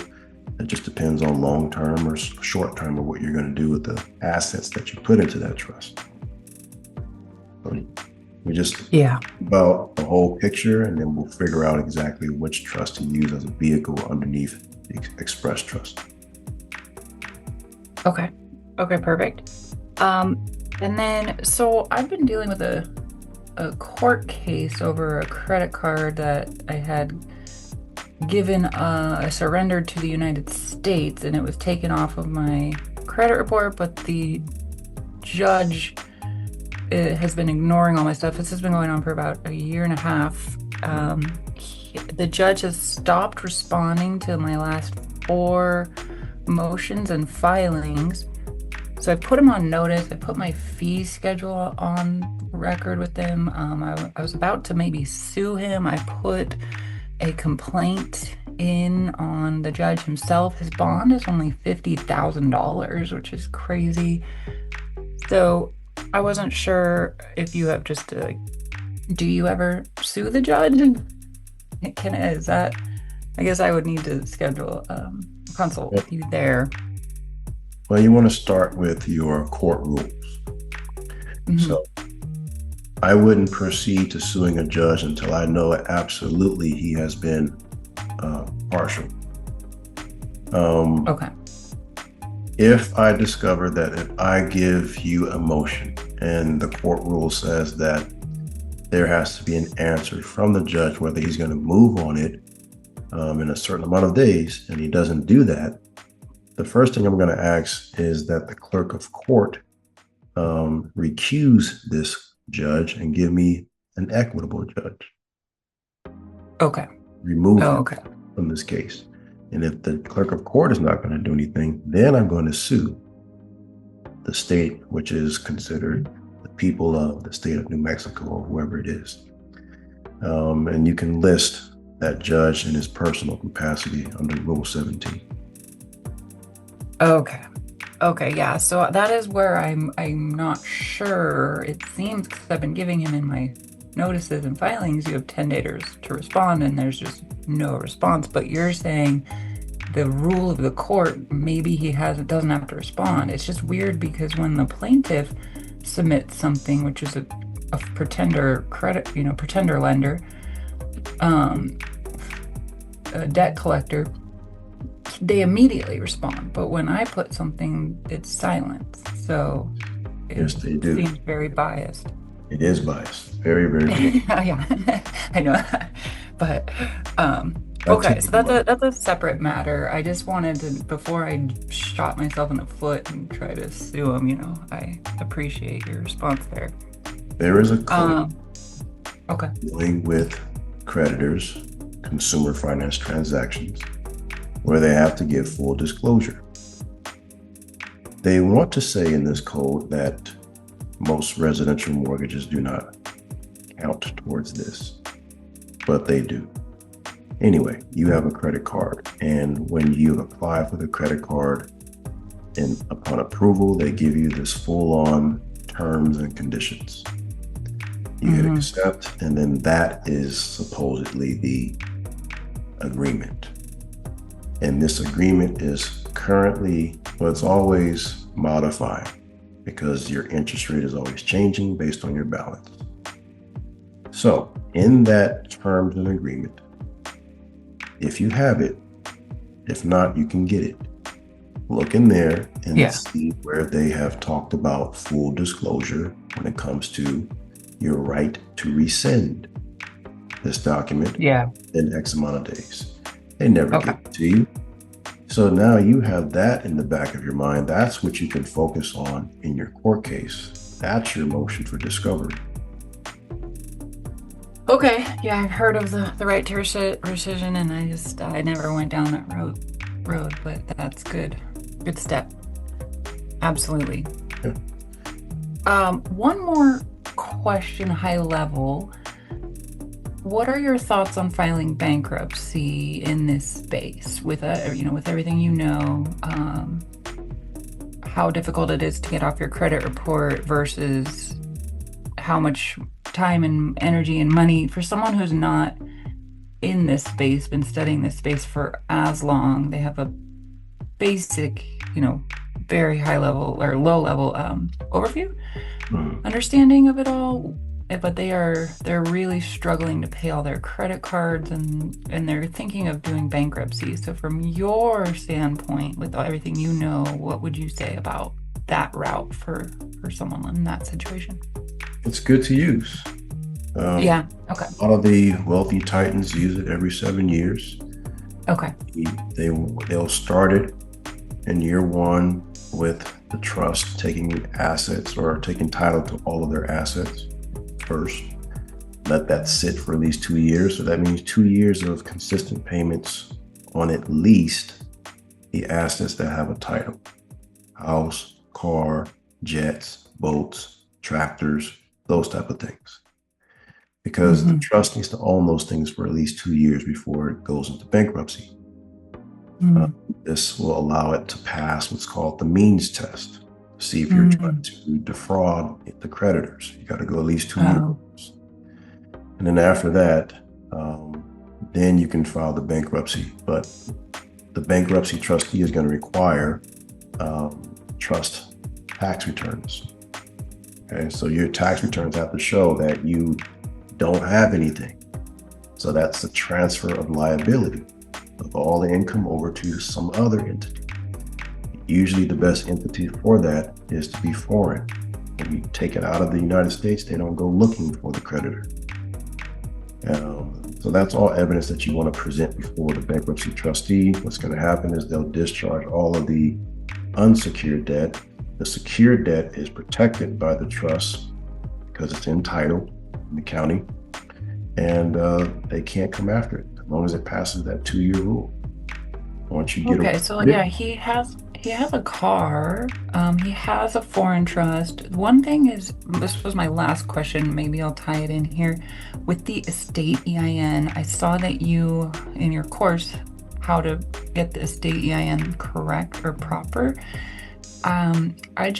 We both just got voided our estate EIN because, and I don't know if this is false information in the space or not, but because of the Doge committee and what they're doing of getting rid of old social security numbers, I was told that if you had an estate EIN, it could literally eliminate, because it's thinking you're dead, which it is a dead entity anyways, but it would be a serious problem. You could lose all of your assets tied to the social security number of your Testa KV trust if that estate EIN wasn't set up properly as a trust. So I was wondering, is your EIN process set up as a trust? Well, that's not entirely true about that. Okay. So if you have, I always talk about the quarter, heads and tails. One side is the living person, the other side is the dead entity. The dead entity is what exists on paper, and it can't move without a real person moving it across waters. On the edge of that quarter, you have the shipmaster, which is your Foreign Express Trust. So, think of the same thing for your estate. You have a life estate and you have a decedent estate. Unfortunately, they're not going to delineate that on the Internal Revenue website. Yeah. You're going to apply for the estate knowing that it has two sides, which is why when you fill out the 8832 form, on page 2, it says for it to be a domestic entity or a foreign entity. That's the two sides. The domestic is the decedent. The foreign is the life estate. That's why we wanted to go to the life estate on the foreign side. Absolutely. Okay. And I wasn't sure if you needed to title it as a living estate or not, but you're just saying it's just a checkbox of foreign. That makes more sense. Yeah. That's all you do. Okay. You're so amazing. I'm really excited to be with all of you guys. Thank you. I'm really happy I finally came back to you. So thank you for all you do. Well, we're glad to have you. Awesome. Thank you so much, guys. All right, Josh, you are next. What's going on, Avery? My question is in regards to court and satisfaction. My bona fide dispute letter was they responded denying all of the requests. Is this something that I continue to move forward with as far as sending in payment with the conspicuous statements on it? Absolutely. How did they deny? So essentially, they're just saying we're denying your request, specifically the number 10, the OC 10. And it's very short. And then this second paragraph is they don't agree to the terms and satisfaction and will not waive any rights, yada, yada, yada. So yeah, I wasn't sure what that meant, if that response was, kind of stifled me. But yeah. It has no legal merits at all. If you give them a draft with conspicuous written information on it, and you pull a copy of it after it's been deposited from your bank account, and you see that they did not redact any of that information, then they have accepted your dispute or your court and satisfaction. Now, let's say you didn't continue on in responding to this letter, and you do the check process, they cash it. When you file your complaint, you guys have to know this too. Your complaint is a dispute as well. So if you wanted to resubmit the same complaint or dispute as your complaint, you can do that, or you can update it and talk about what we talked about today. You can say, I asked for like a valuable consideration, proof that X amount of dollars was wired from their original lender to blankety blank. And now this third party debt collector is collecting on behalf of blankety blank because they have a valuable consideration proof. Why on earth would they take on such a debt, pay for it for pennies on the dollar, if they didn't know that they can collect on actual real? So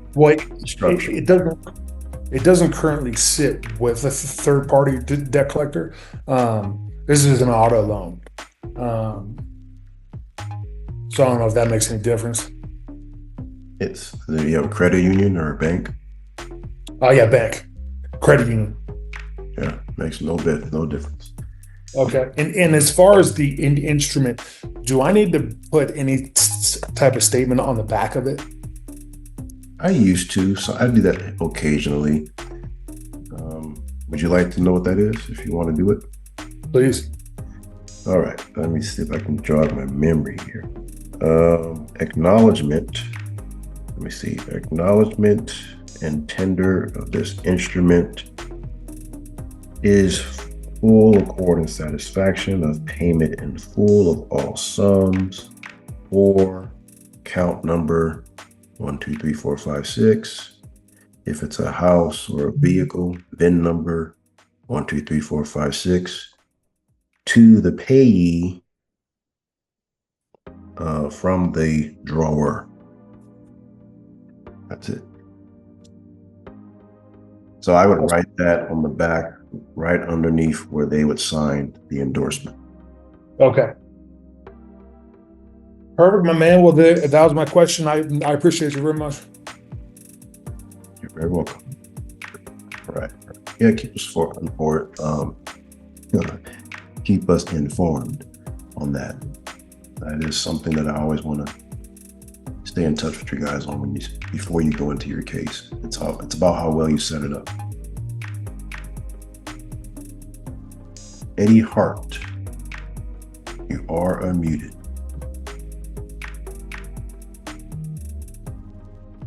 All right. Hello. Are you able to hear me? We are loud and clear. All right. Very good. Hope everyone is doing well. Sounds like it is.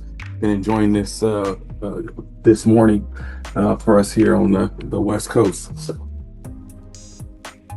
Which the part of the question, West Coast are you at? I'm actually in California. I'm actually in the Bay Area. Okay, up north. All right. Yes, sir. Yes, sir. So I have a question. I was, able to get my my trust signed here, filed here in Contra Costa County. I filed it, the heading is under a declaration of trust. It's interesting that when I look back on the record, I haven't received the copy back from them yet. It's showing as a deed, which is interesting. But I guess that is correct in what we wanted it to show, first of all, right? That's okay that it shows under deed. Yes, that's okay. Okay, all right. And so I'm dealing with the issue with the danger, and I filed a complaint that I have in court now. But at the time that I filed that, I had not had my trust fully filed with the county of Contra Costa County. And so I'm wondering now, am I able to introduce that trust now into the proceedings? Yes, you can. And you'll be able to get a court seal with that as well. Okay. And the way I go about introducing it is you just file it as amendments, or I'm sorry, exhibits. So if you're in a court case right now, if you don't mind me asking, what type of case is this? It's a civil claim, unlimited civil claim against the lender. Okay. That I initiated. Okay. So you just want to put on the record, take judicial notice, take adjudicative notice of the trust res. They call it trust res, and the trust res is the property to the trust. So your trust res in this case is your name, it's the copyright name, it's the authenticated birth certificates, all that stuff. But what you're doing is just attaching trustee minutes. Okay, trustee minutes that points to the ABC, all of your 5 different affidavits that goes in there, and that's what's considered the trust res. Okay, I don't have to do the entire document that I filed with the county, just those particular trustee minutes. Exactly. Okay. The reason why is because you don't want your case to be what's called difficult to get copies of. Since you are in the beginning stages of your case. So just keep it simple. You can record your trustee minutes and the declaration or memorandum of your trust, then get a certified copy with the clerk of court seal on it. You are good to go. Okay. All right, that is great. That is great. And then last question, I just missed it. I've been kind of traveling while I've always been on the meeting. Just when it comes to what is the way to go about, I went through obviously through the entire course, and I want to go about taking the quiz to get into the alumni tier. What is the best way to go about doing? I'm sorry if you said that, I missed it earlier. It's okay. It's all right. December 25th is when that'll be available for everybody. Okay, to be able to take the quiz to be able to be part of the that tier. Yes. Thank you very much. Hope everyone has a great holiday. Thank you. Thank you. We're all looking towards a good one this year. Done a lot of work. Going to Menard. Are you there? I am here. Got it? Got it. Okay. Perfect. Happy holidays to you. Thank you for being here. Thank you very much. And apologies for our meeting this week. I got. No apologies. I couldn't make it, but I did see your attachments. My immediate question is, with the IRS, I've sent a dispute. In a week, I'm going to send $100 check that I'm going to buy bonds for, and I can just buy bonds double the amount of what I owe. I mean, I'm not. There's no. I guess there's no limitation. I mean, I'm not going to freak out the surety company by buying a whole bunch of bonds. All that's okay. Well, you want to get a couple of bonds that adds up to the value of property, right? What you can do is first start off with one or two initially, and as you progress, as you go through, you can get additional. So what I mean is, if you have one now, and let's say you have to go ahead and enforce and file a claim on that bond, and it gets paid out, and you can go ahead and say, okay, that's good. You got your confidence built up in the process and get the next bond. Or you can do it all at once, whatever is in your forte. So you wouldn't suggest sending one $100 check with a whole bunch of bonds on it. You'd suggest sending one check this month with a bond or two, and then file a claim, and I can just keep going? Yes, you can. Oh. Okay. Yeah. So let's say, you file a claim, insurance company makes good on the claim. You use those funds as additional court and satisfaction, as we talked about before. It goes to the principal, and then you can continuously do more of those claims.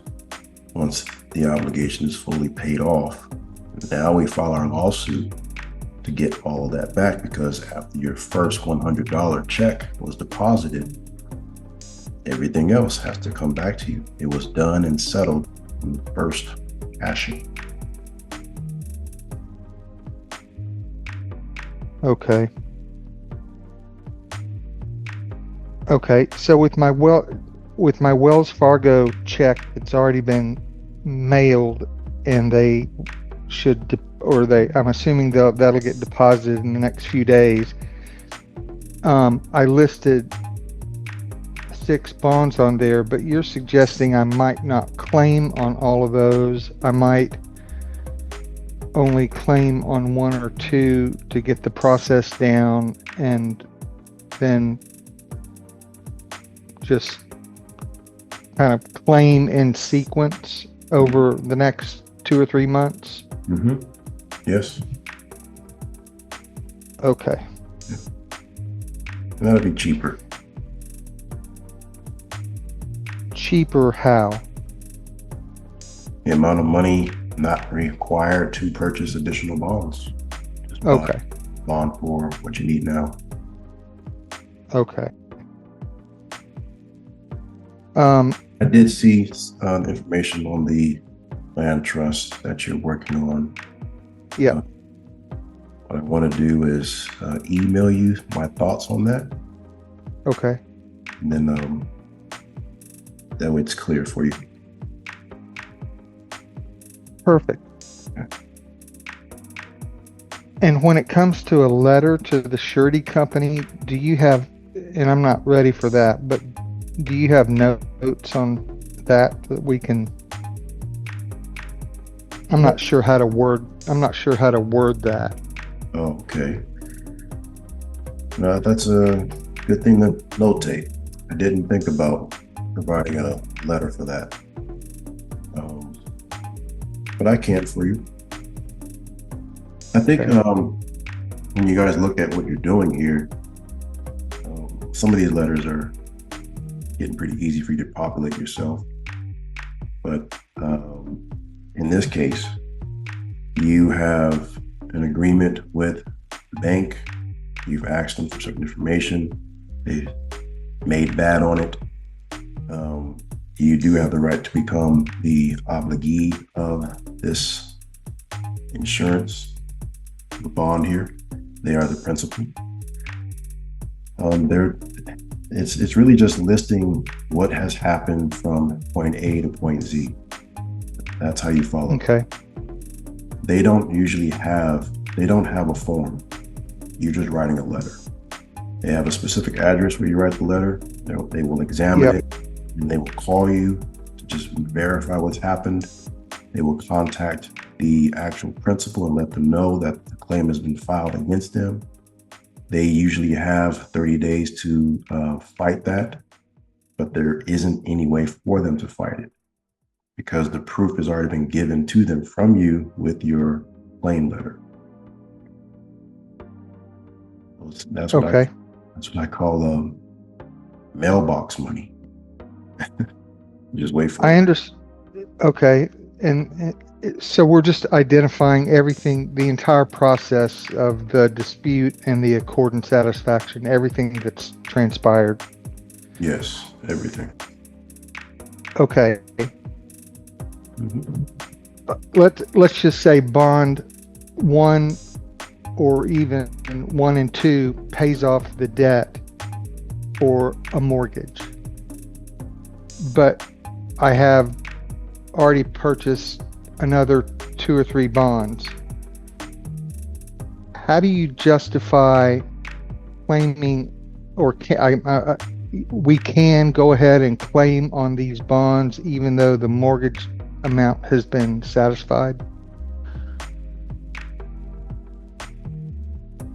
When you say satisfied, you mean it's paid off in full. There isn't anything else left on the balance, on the books, correct?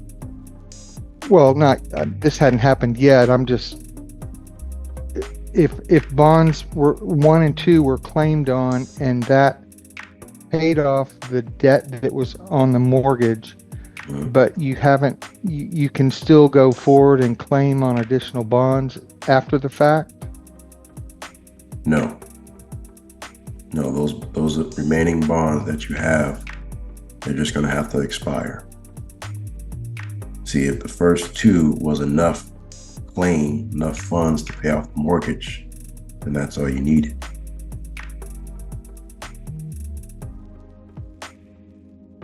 Okay. We'll work on it some more. In our next call, we'll work on it some more.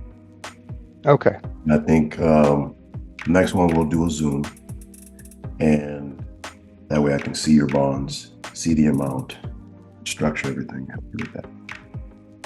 Perfect. Thank you, sir. Appreciate it. You're welcome. You bet. And we have Eve. Good to speak with you again. Are you there? Yes, I'm here. Hey, Avery, how are you? I'm doing well, thank you. Okay. Well, I was going to get my notes, but I don't think I'll have time, and I was going to send it to you in note form. I have a consultation coming up with you, and I wanted to make sure that I was more or less ready for it, you know, understanding what kind of your assignment was that you gave me last time for getting the bond, and kind of have some of the same, my questions are kind of in line with what Menard just said. But just to review real quickly, my situation is I had an MCA loan, or that's not even a loan, but I was funded by an MCA, and I did the gold cause check, which they deposited, the creditor deposited, and then reversed the charges 3 days later. And then they zeroed out my account. And I didn't tell you this on my last conference with you, but they zeroed out my account, and it shows zero balance, paid in full. It's what it says on one side, But then on the other side, it says that I still owe, let's say, $93,000. Okay. That was penalties plus what I borrowed. So I spoke only one time to the creditor, and he said, we have in-house collection service. So we've turned it over to our in-house collection. It's not really a third party. And so you had told me that I just need to basically, what you had said was, let me get my notes here, that you would put a lien on the bank, right? And go ahead and get a bond 2 times the amount of the debt that I settled upon. Okay. Well, they said I owed 93, and when I sent them an intent to arbitrate, they settled at 60,000. Are you following me? Am I making sense? I'm following. Okay. All right. So they settled at 60,000, and I sent them a gold clause check for 60,000. When they reversed the payment, and even though they zeroed out the account, they said I still owe them the full 93. And I wrote them all the letters that you should write after they don't honor that. I asked them to reverse the charges and everything that you teach us to do. But anyway, so you said go and get a bond worth 2 times the amount of the debt that I've settled upon. And so my question would be, do you make it 2 times the make the bond 2 times the amount of the 60,000 or 2 times the amount of the 93,000? 93. 93. Okay.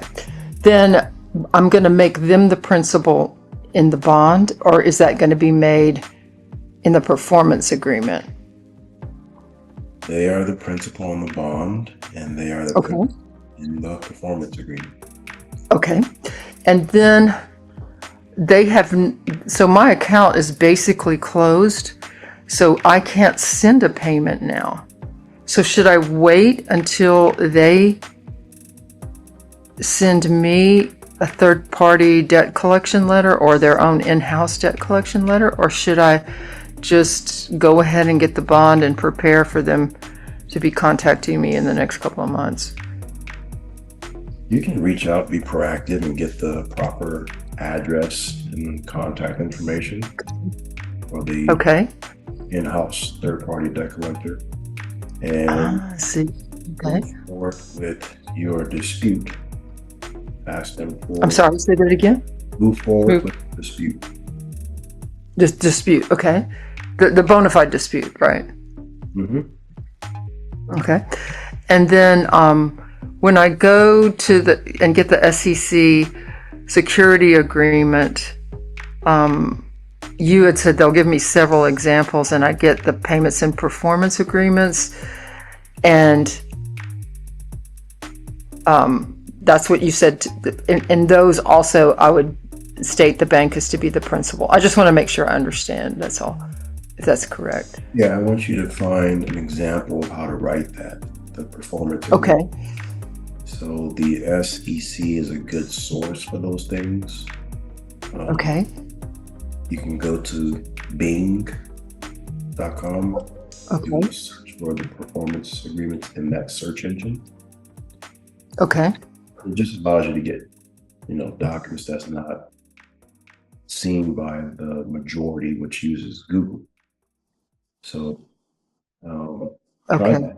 Put that together. Okay. Okay.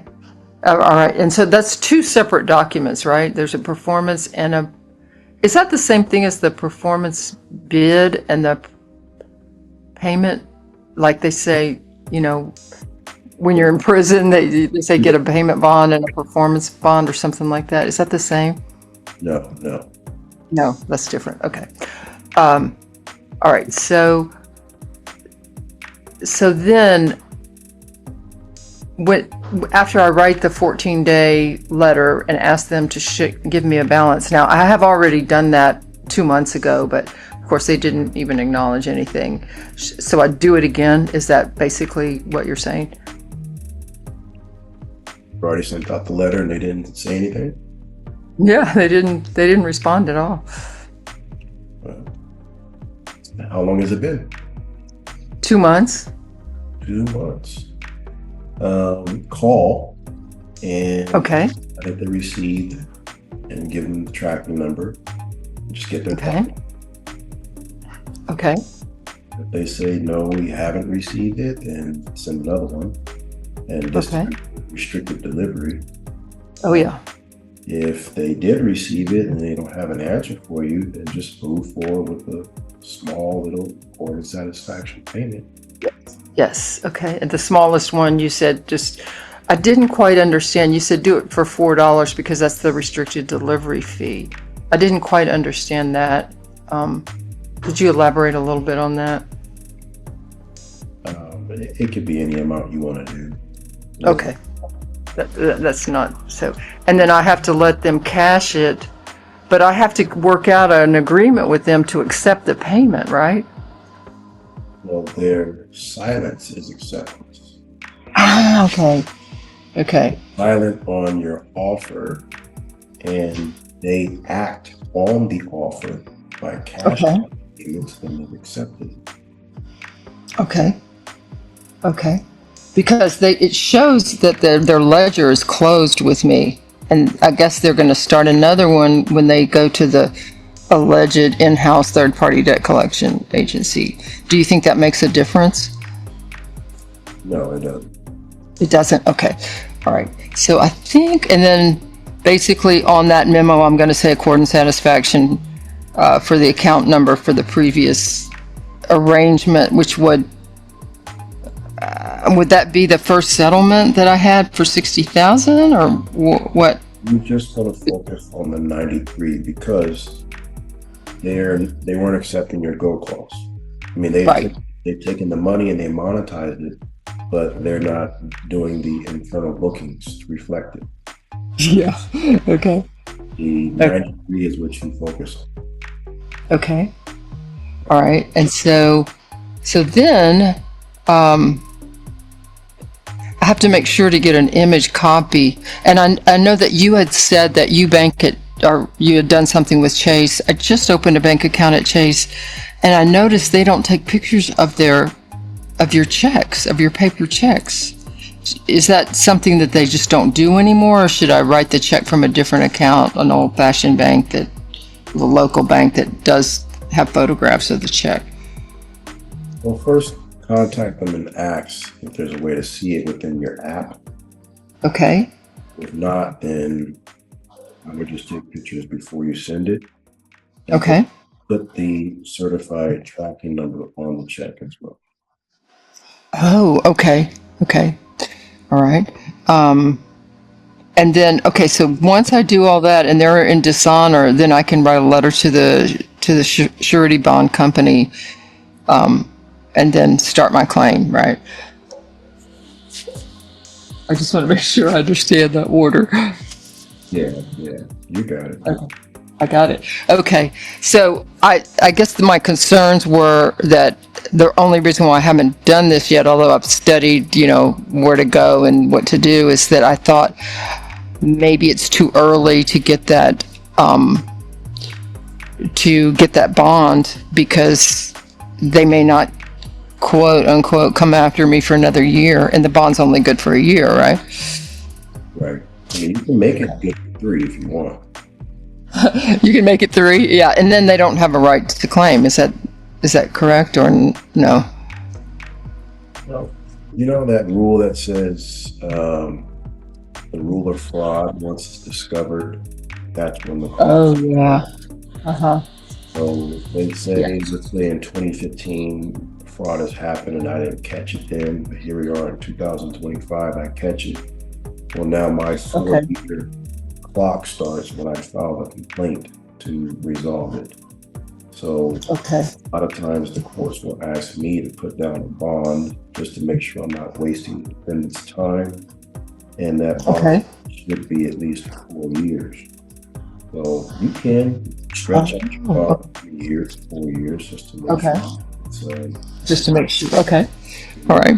And then the last question I have is, okay, I've been studying what you have said on when you are going to record your, and maybe this is being done for me. I don't know because I'm a private member. When you record your bond in the local, I mean, you record a bond for your trust in the your local municipality. You also get a bond for $10,000. I listened to that video, and that's a different type of process, right? yes, that's to aid people in recording their trust in the county. Okay. And I'll eventually do that once I'm finished with what Nancy's going to do for me after I've already published the affidavits. And so that's the last step for me, is that I would go and file that. Yes. Okay. All right. So I think I understand everything. I was a little bit not sure of starting it when they hadn't, quote unquote, come after me. So basically I want to instigate it myself. And you don't think that they'll just leave me alone? You think eventually they'll just send me a letter and with intent to arbitrate or intent to sue? I think they will. Okay.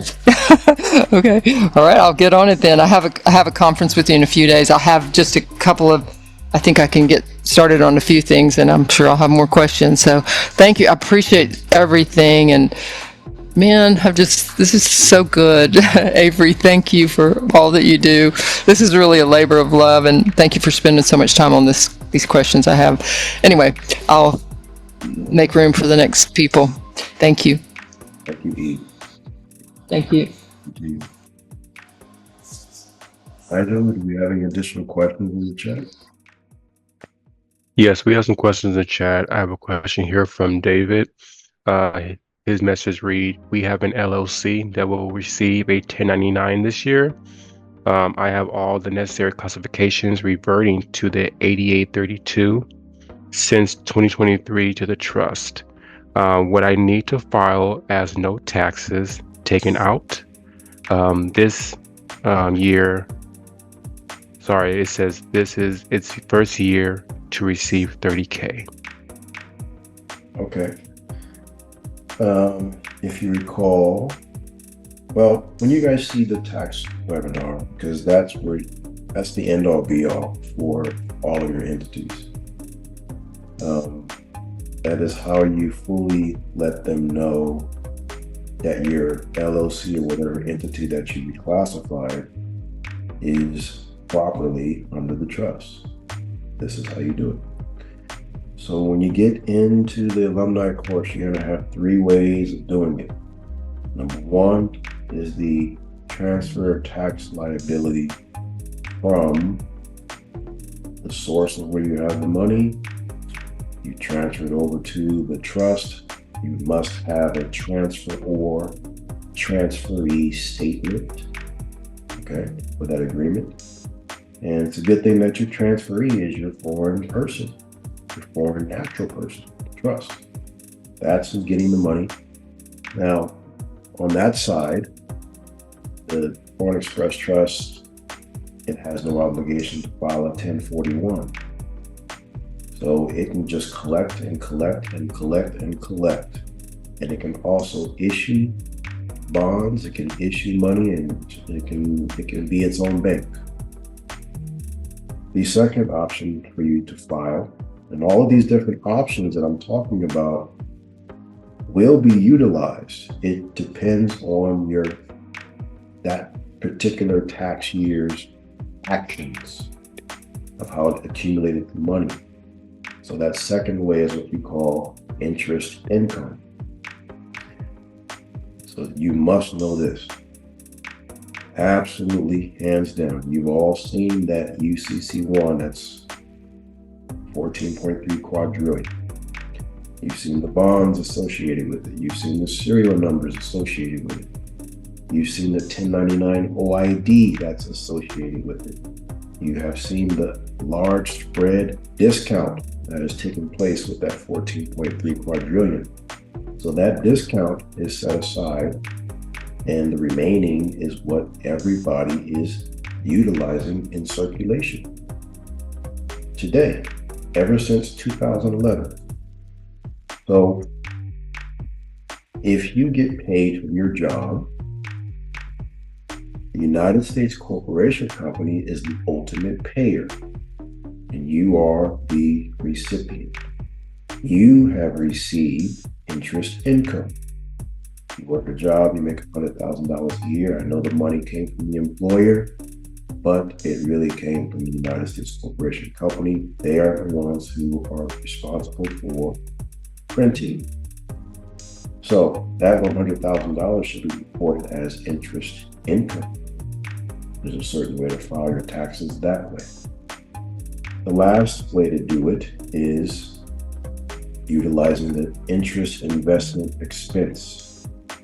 So if you take your current year income, you take last year and the year before that, add it all up, divide it by 3, that average, if it is below 30 million, all of it can be considered interest on a loan. And this is where you've entered into a loan with your foreign natural person, or it can be an LLC in one of the 5 discretionary trust states: Delaware, Wyoming, Nevada, New Mexico. There's others, right? South Dakota. This is, well, let me talk about the $9 billion lien. So you know how that works.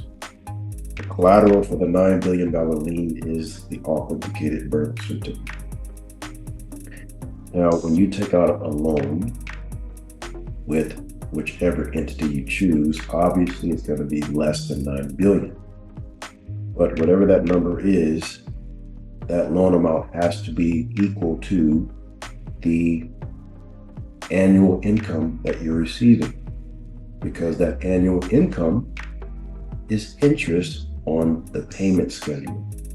It's a good idea to set up the first couple of years to be interest-only payments, and therefore after that, the final amortized payments can start reducing the principal.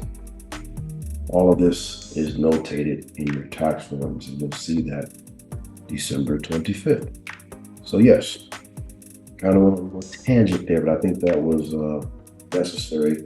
You have an LLC, and it received $30,000 on a 1099, and now you have to figure out how to get it off the books. You have 3 ways to do it. I just explained. Okay? So it's going to be a good 2026 year for a lot of you when it comes time to file your taxes. And I guarantee you one thing is going to happen. The IRS is going to be like, what the heck? Thank you, Avery. I appreciate it. I didn't mean to jump in, but I just wanted to say thanks. Oh, you're welcome. You're welcome. I tell you, the IRS is going to be like, what the heck? And a lot of that money that you probably already paid into, it has to come back. So it's going to be interesting. All right. Nigel, any other questions we have? Yes, we got more. And we got a question from Alex. His question reads, regarding the DBAs, can we attach the DBA affidavit of publication to our non-UCC filing in Maryland and be done with it? Do we need to bring it to our state via authentication afterwards? No, you don't need to do that. The only things I want you to mention in the collateral box is the ABC number, bonds, if you have those, your promissory note information, and that is it. Now that's the non-UCC. Once you've done that, and now you're moving forward to the notice of lien, just a notice, it's a reflection of that non-UCC. And all you do is take the non-UCC stamp from the clerk of court and put that in the collateral of the notice. Okay. What else do we have? We have a question from Rosewood.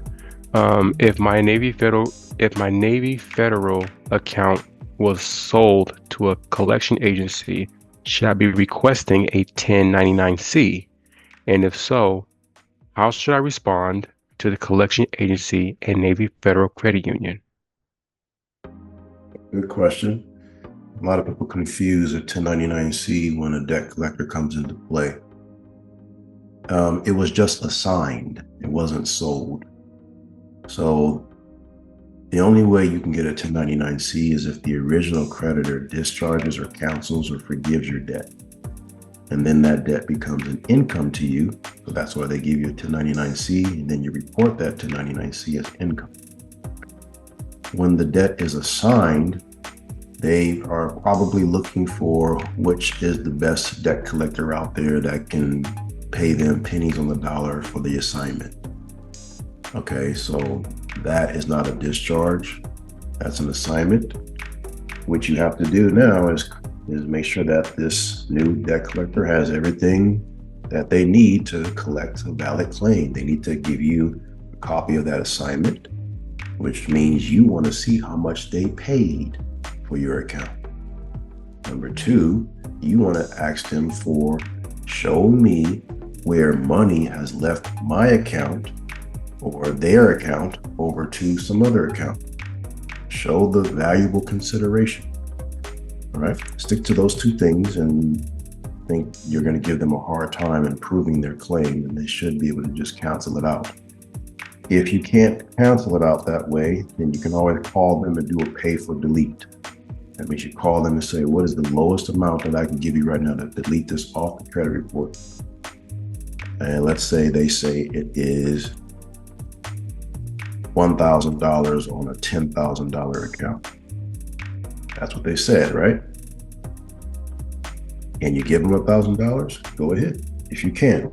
If you can't, give them $100 check of core and satisfaction, right? They already gave you the okay that they would do it.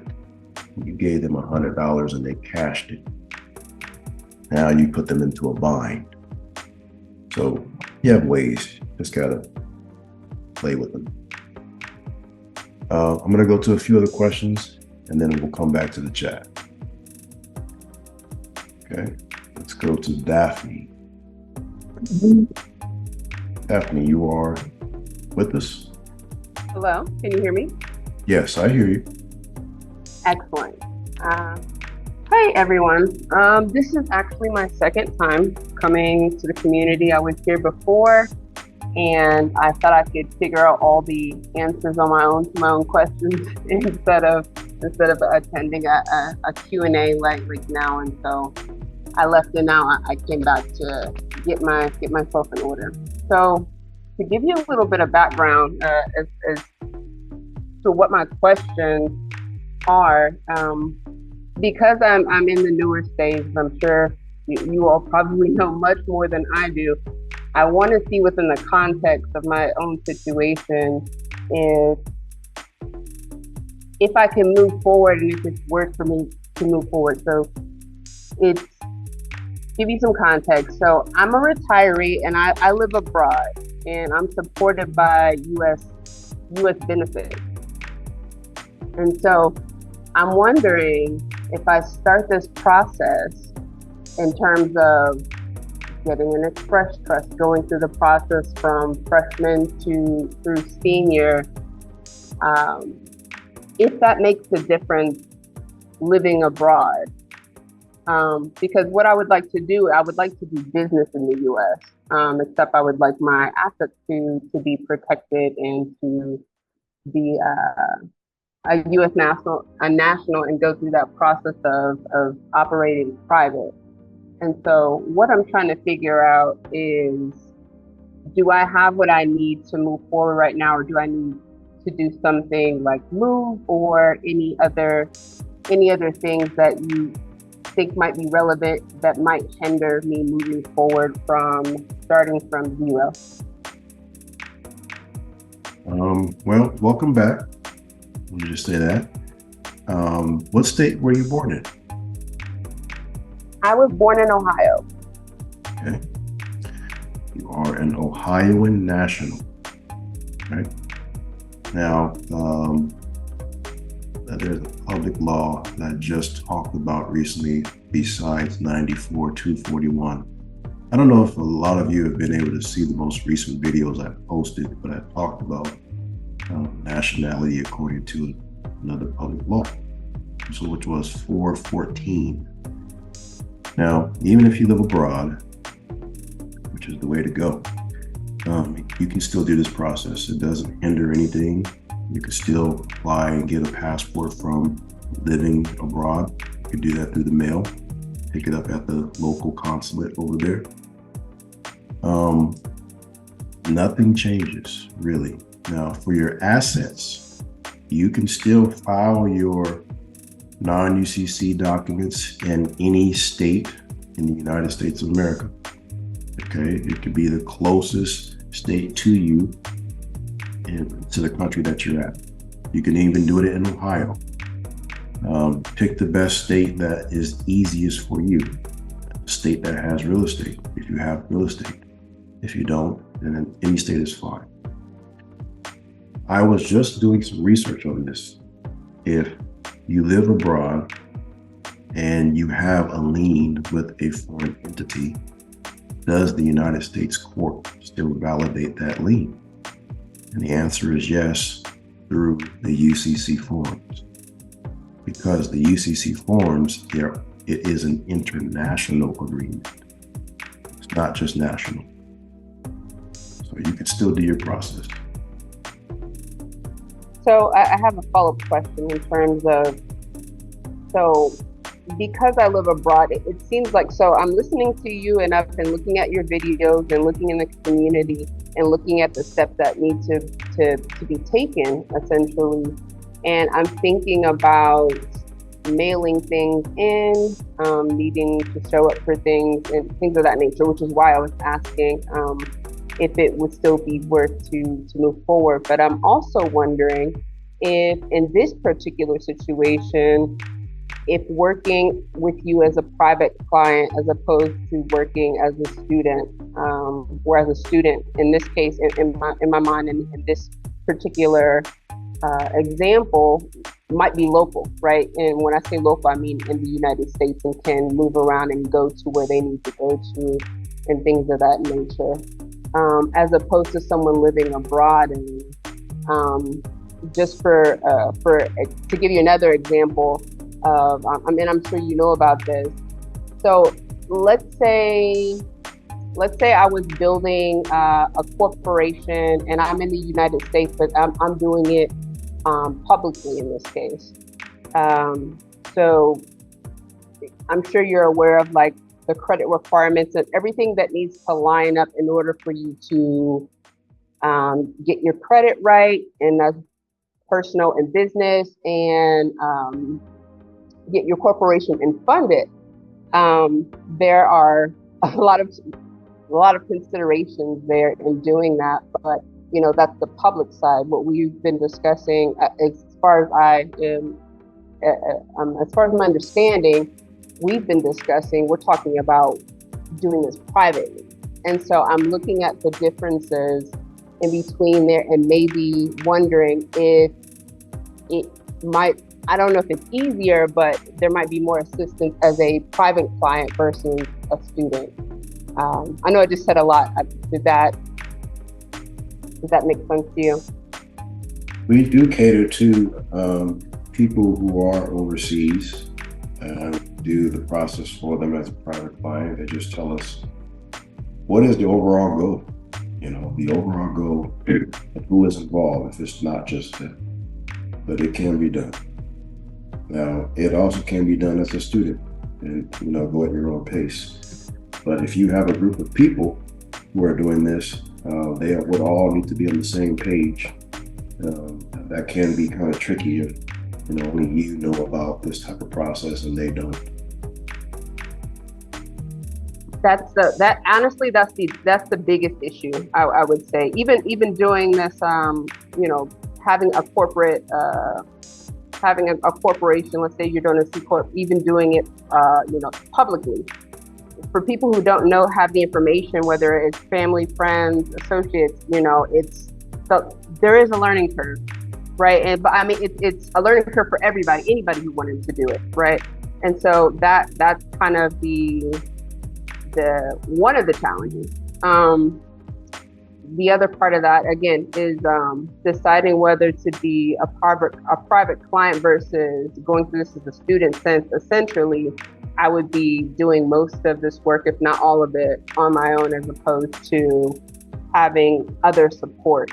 And with this other support, I would be considering being a private client to kind of make things more coherent. Understood. Well, I think the best thing to do is to start with a conversation with our executive assistant, Nancy, and she can kind of guide you on if being a PC, what we call it, is really the best option. Because it's going to be a long-winded conversation. She's got a list of questions that she's going to ask you in regards to your corporation and to the nature of the business. And that'll determine if you need to just stick to it and do it yourself, because there could be so many different facets to this thing. Or if speed is of the essence and you need to move quickly, then maybe the private client route is the way to go. Okay, I do. I am in the process of scheduling a consultation. I just wanted to make sure that, one, I chose the correct category in terms of which, on the questionnaire it has, several categories, but I wanted to know whether I should choose private client or just choose order of operations for Express Trust. And so having that, and I don't know if that takes me to a different person or the same person. And so I wanted to clarify that too, because I know I need a consultation just to kind of lay things out, but this is kind of the foundation of, are we moving forward or not? And then, how quickly and how we move along is the second order of operations for me in this scenario. Right. Yeah, start with your immediate team first. Talk with them, get a business plan. What are the expectations before getting a consultation with us? And then we will, if you need it, a further consultation, then at least you have all that information for us. So this wouldn't be a group, like this would be me doing starting, a corporation or some other entity. So there isn't a group, I'm the group. So for me, I would be making decisions. Okay. All right. And is there a reason why you want it to be a corporation as opposed to any other entity?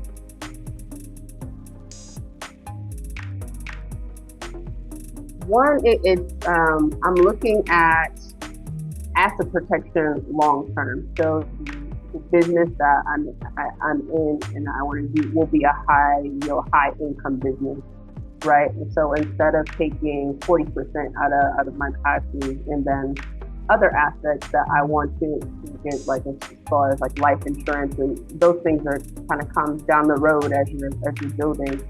I'm basically trying to build a plan for the future and not waiting until after the fact that I have all these things put in place. I'm thinking forward a little bit. Okay. Well, I do know from experience when dealing with corporations, regardless if it's S or C classified, they are going to want that entity to be dropped down to a limited liability company if you are trying to put that company under the jurisdiction of a foreign single owner. So most people who keep their S and C corporations is because they have employees and they have workers' comp and they have insurances that need to be paid out to those employees. In that sense, that's not a corporation that I would want to attach to my foreign express trust. So if that's not your goal, then you probably don't have to do that corporation. You could do the next best entity for express trust purposes. That makes sense.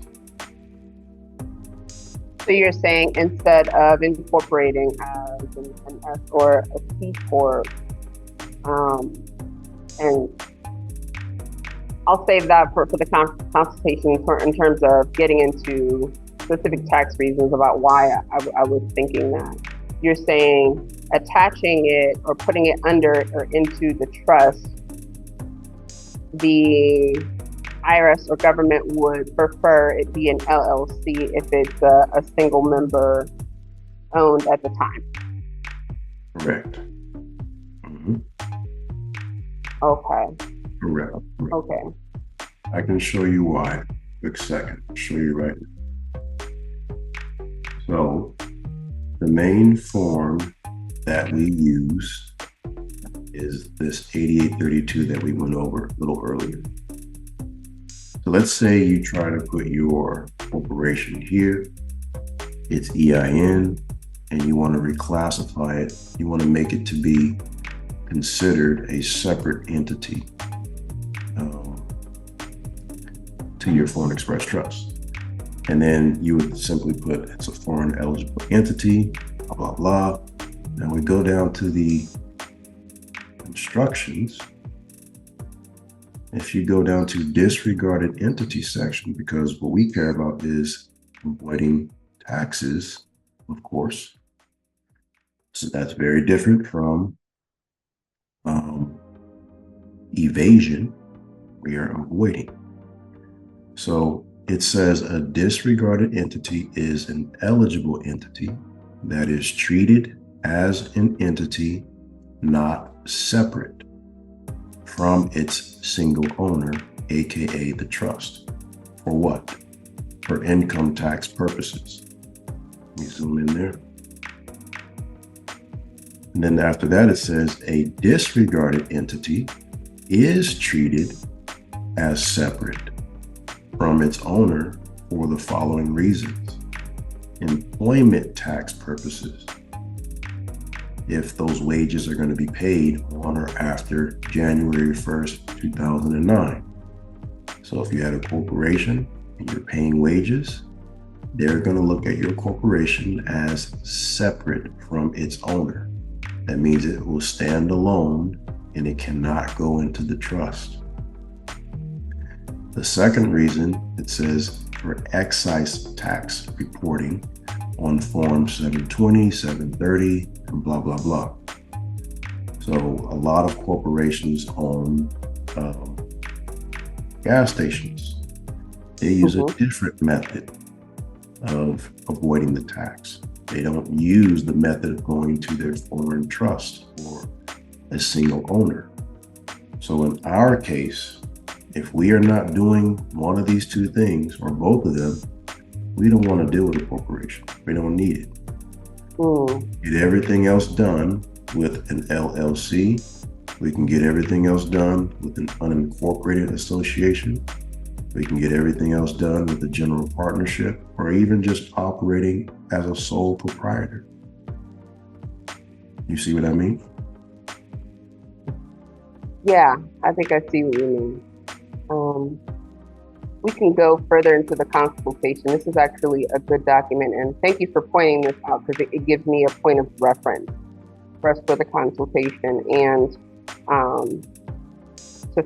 for me to further ask or get clarity on how tax liability would go for me through different entities and why which one is better for which sort of business or moving forward for the trust. Those were my main questions. I just wanted to know if I'm in the right place, doing the right thing, and if I can be supported with with the information with my current status. So, Thank you so much. Thanks, everybody. Thank you. All right. All right, let's get the residuals. Nigel, what do we have? Yes, so we have a question from George. George's question reads, I am interested in investing in digital currency.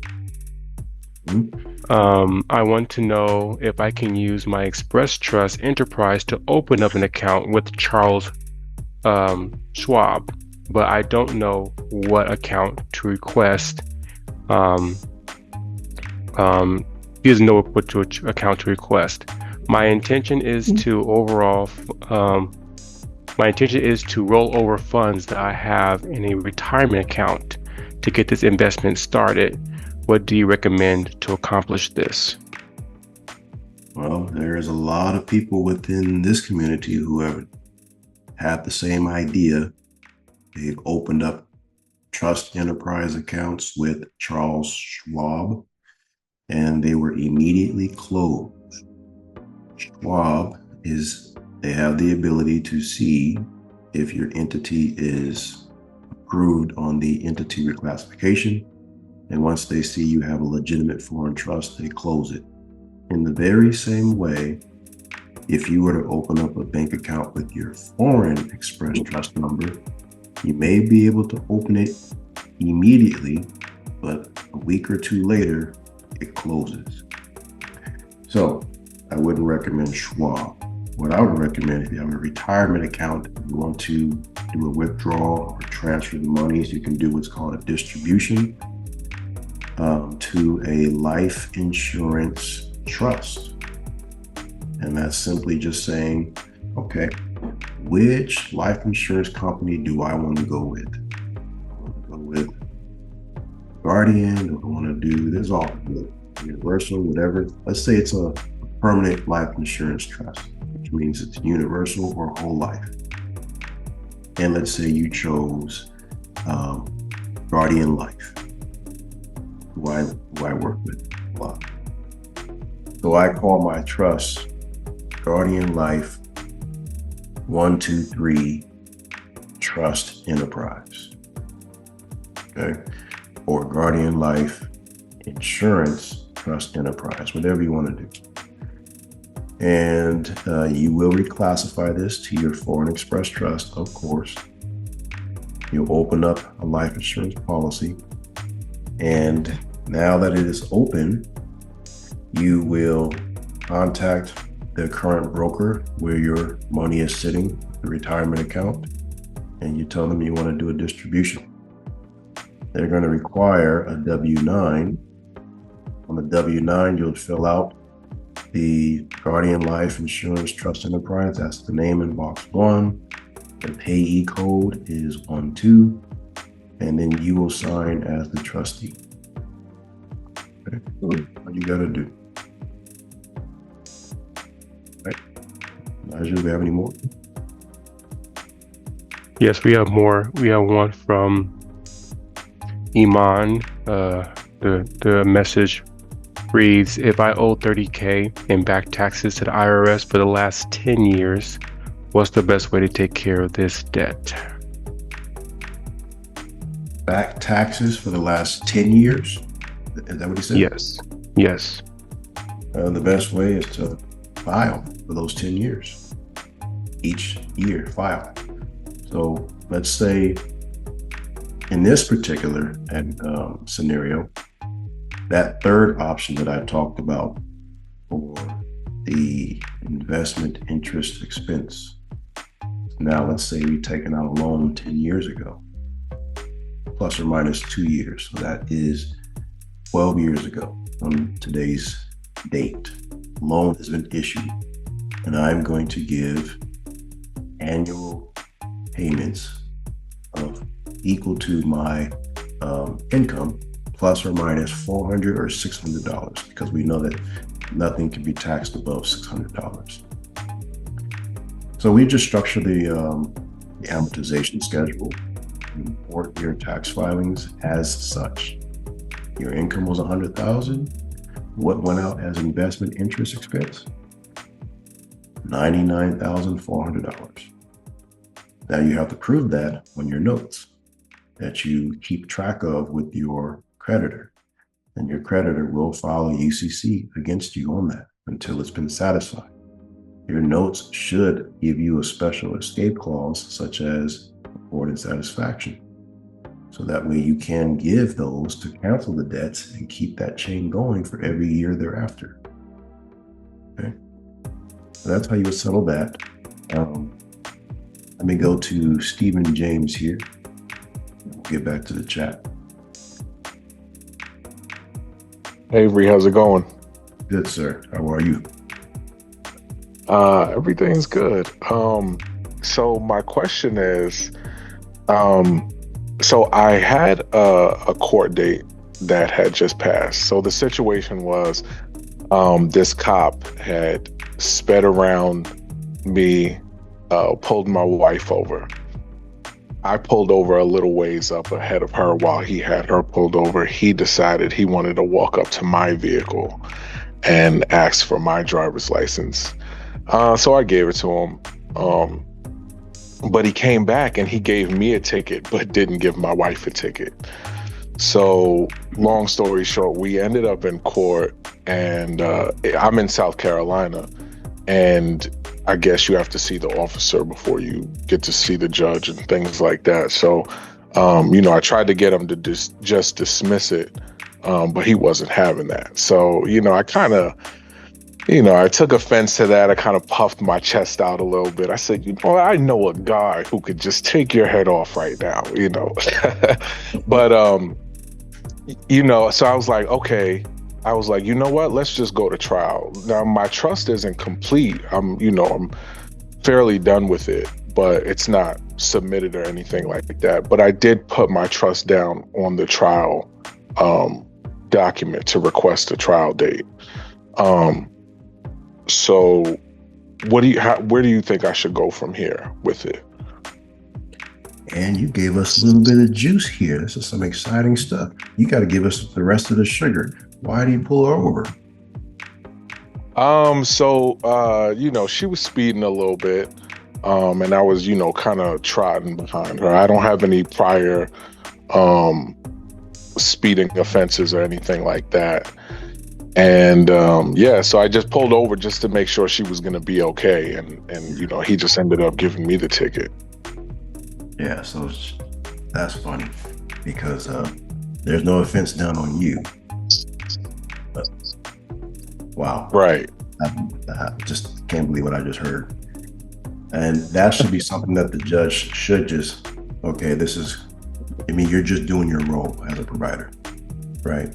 Right. That's just funny. So yeah, your question was, can you use this case to file everything, correct? Correct. Right. Yes, you can. Do that, and at the same time, put your injunction in for both you and your wife. Okay. Good opportunity to get that going. Now, here's what I do with the injunction, because I don't want this to ever happen again as far as being pulled over for all of the vehicles at my house, whether I'm driving or not. I would offer a conditional acceptance inside of my injunction. And that conditional acceptance includes a bill of exchange. It will have revenue stamps on it. Those stamps will be canceled from the post office. Now, when I put it on there, let's say this bill of exchange is backed up by a annual bond of $100,000. I say 100 because you pretty much want to cover the value of the cars that you're going to be driving on a day-to-day basis.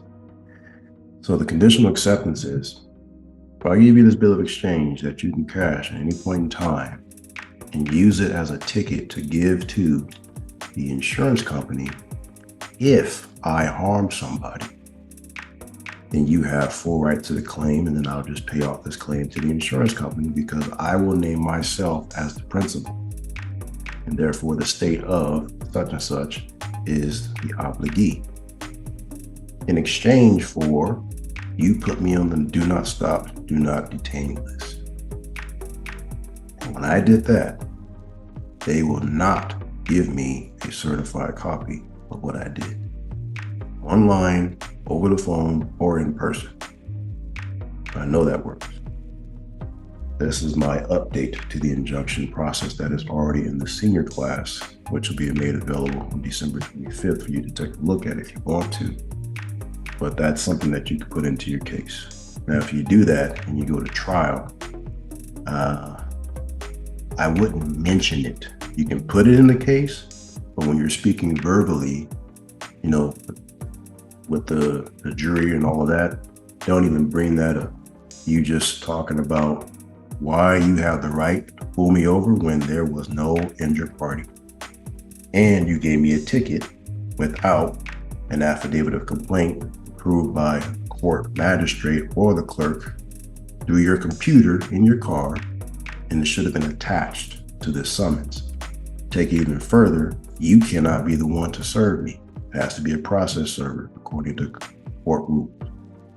That will dismiss your case, and you have to say that in front of the jury, and they'll side with you.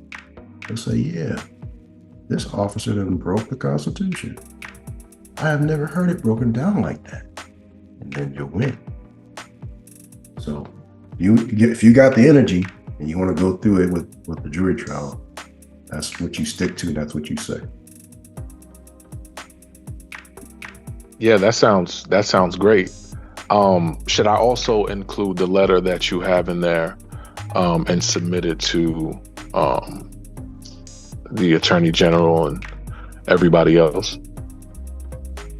Oh, absolutely. The Attorney General is the one who approves the state codes for the officer to give the ticket under his citation book. So if the Attorney General is going to allow that, and at the same time allow this officer to void the state constitution, then we've got a conflict of interest here. So, yeah. Okay, that sounds perfect. Yeah, thank you so much for that. And so let's just say you had lost a case, and now the lawyer who won the case, they're the ones collecting on the debt. Can you still send them a gold clause or a bona fide dispute? You can. If you lost the case and there was a judgment, so to speak, accord and satisfaction can always be done even after the case is closed and you quote unquote didn't win. You can always institute it at any time.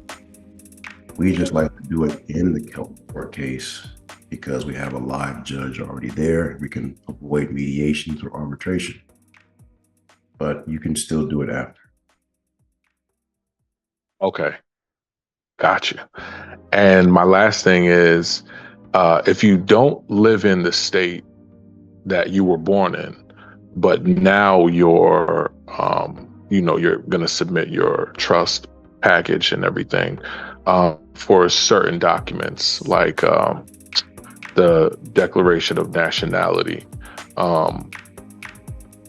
Do you usually use your original home state for that whole document, or do you have to put certain things like the state you're submitting it in, as let's just say South Carolina opposed to New York?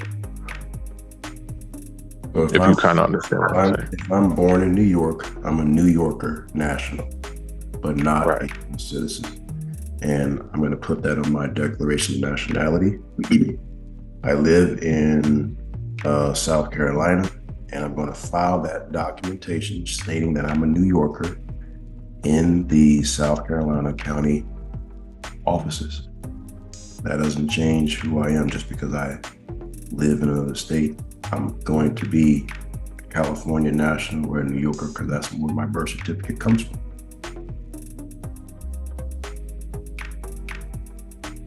Okay.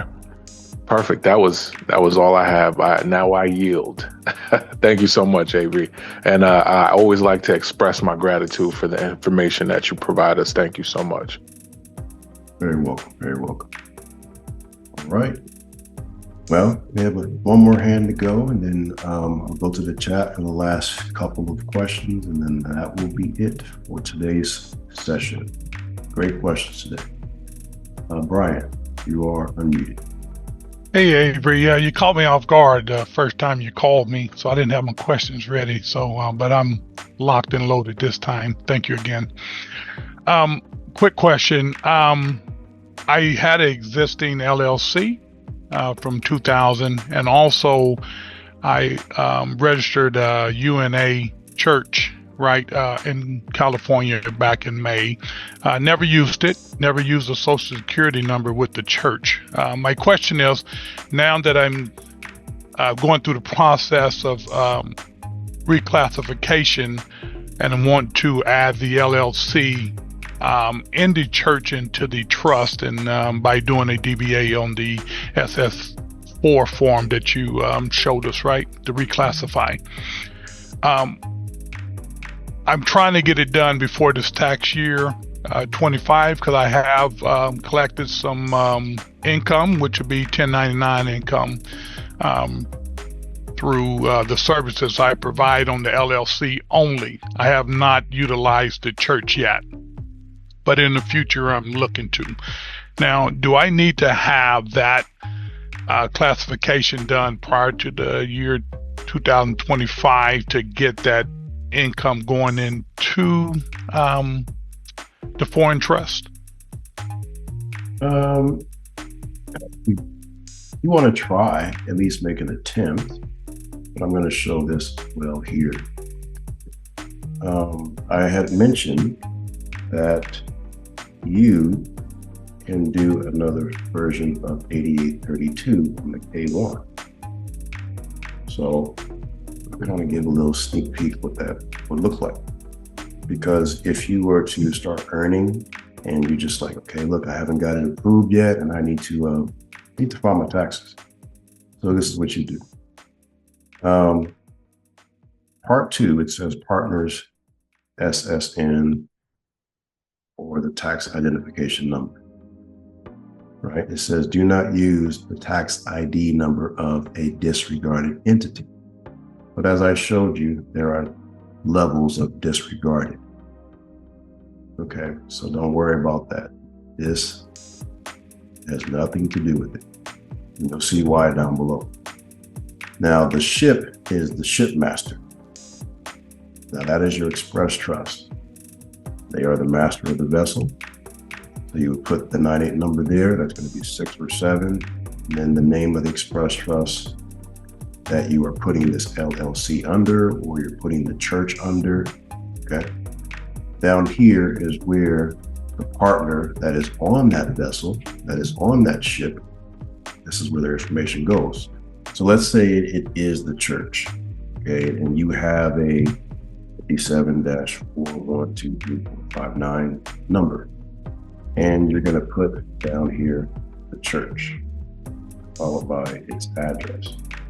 Now, down here is where you describe what type of partner they are in relation to the ship, the partner that's on this master partner to the ship, okay? It is going to be a domestic partner, and if the partner is a disregarded entity, a DE, enter the partner's tax identification number. You would click that, then you enter the same EIN that you have for your church. You're gonna put the church name down here as well. And then what type of entity. Now, sometimes people will do a 1023 application to get it approved for tax exemption if it's a religious church, or it may be a 508c1. What do they call that? 501CA, something like that. In that case, the type of entity there, all you have to do is put 501c3, 508c1a. Okay. Doing this here is the same thing as 8832. Most people don't know that. Okay. So when you do that, you can't just stop there, because there are other schedules that are associated with the K1. So you would have to file your Schedule E. And on the Schedule E, you would further describe those monies that you paid on the 1099. Correct. So at the same time, do the 8832 process as soon as you can. And you know, you're getting close to April 2026, which is your deadline. I know dealing with the trust, you really don't have a deadline, but you will get those notices in the mail to file because somebody reported that income against you. So you want to have that 8832 at least submitted. It takes them about 6 weeks or more. If you don't get any response, then go ahead and just file your tax return and include this K1.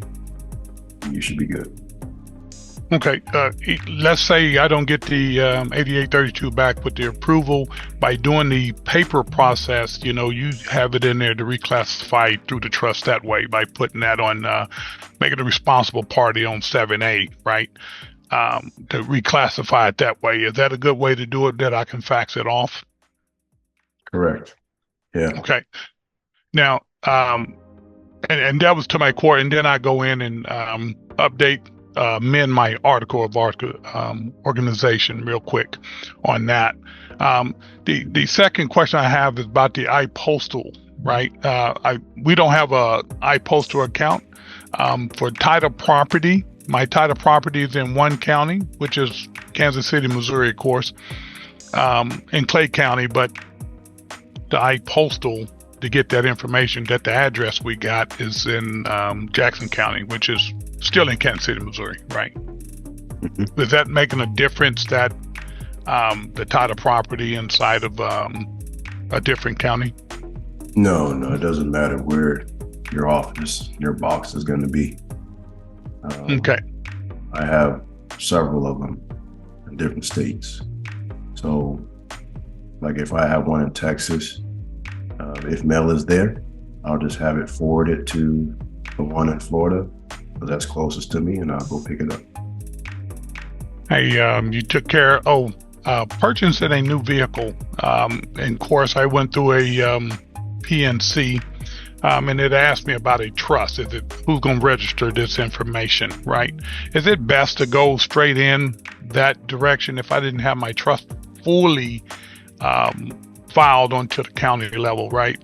To put my trust information and put a certificate of trust in place. If you're buying it all cash, you can put it into the trust name.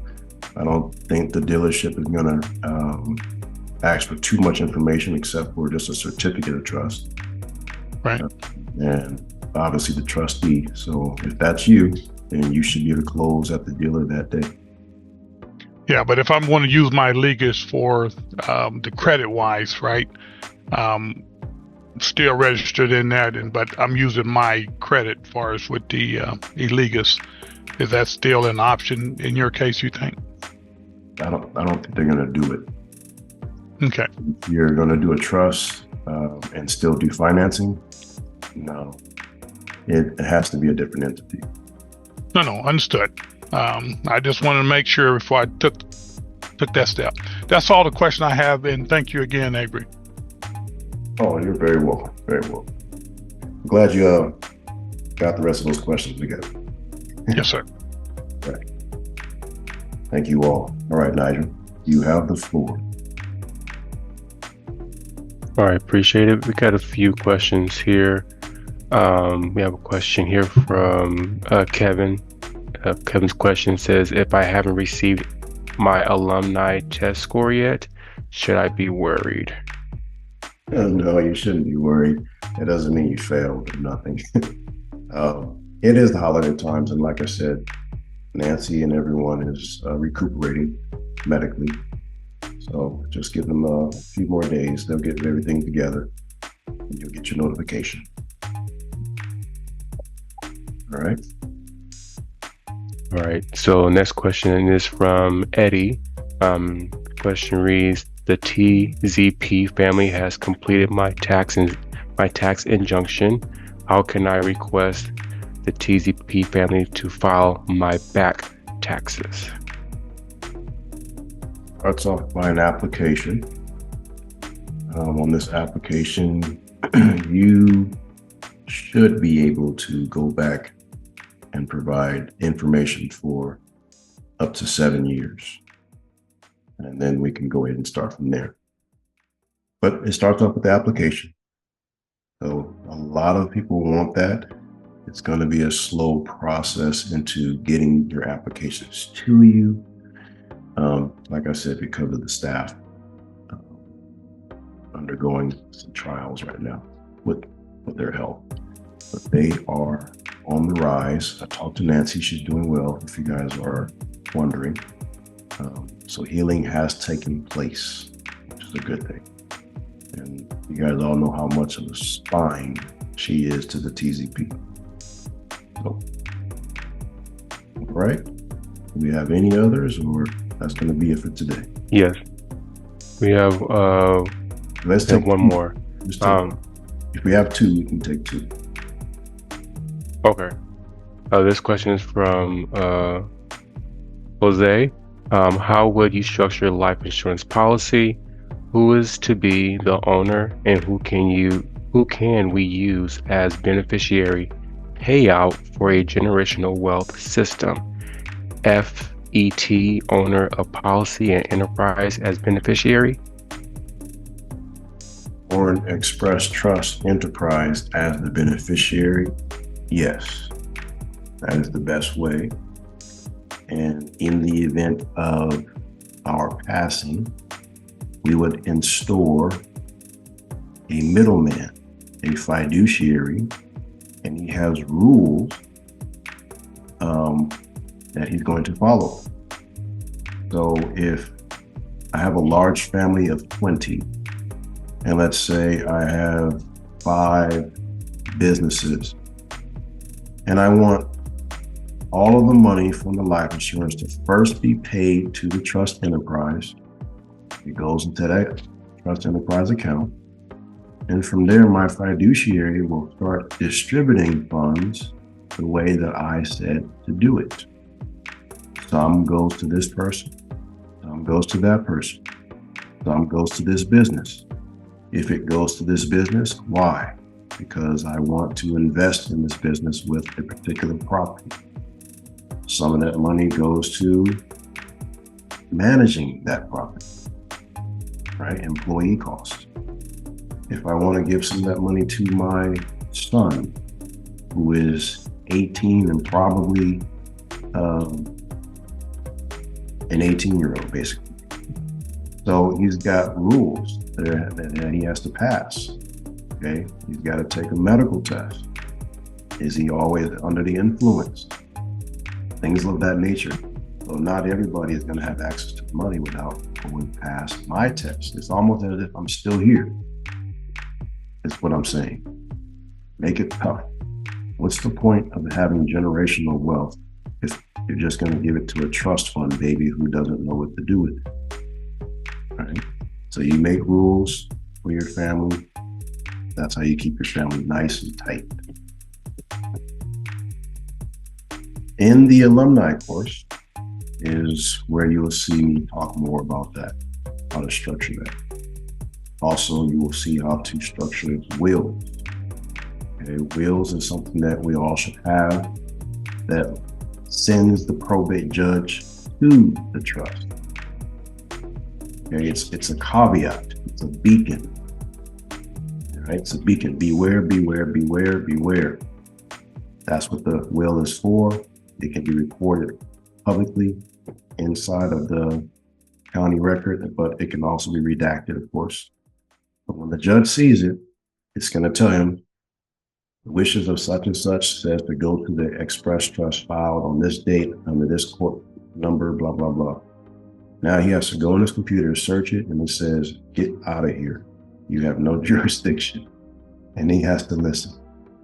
So if he doesn't listen, then he's violating contract. It goes against the U.S. Constitution and the state constitution.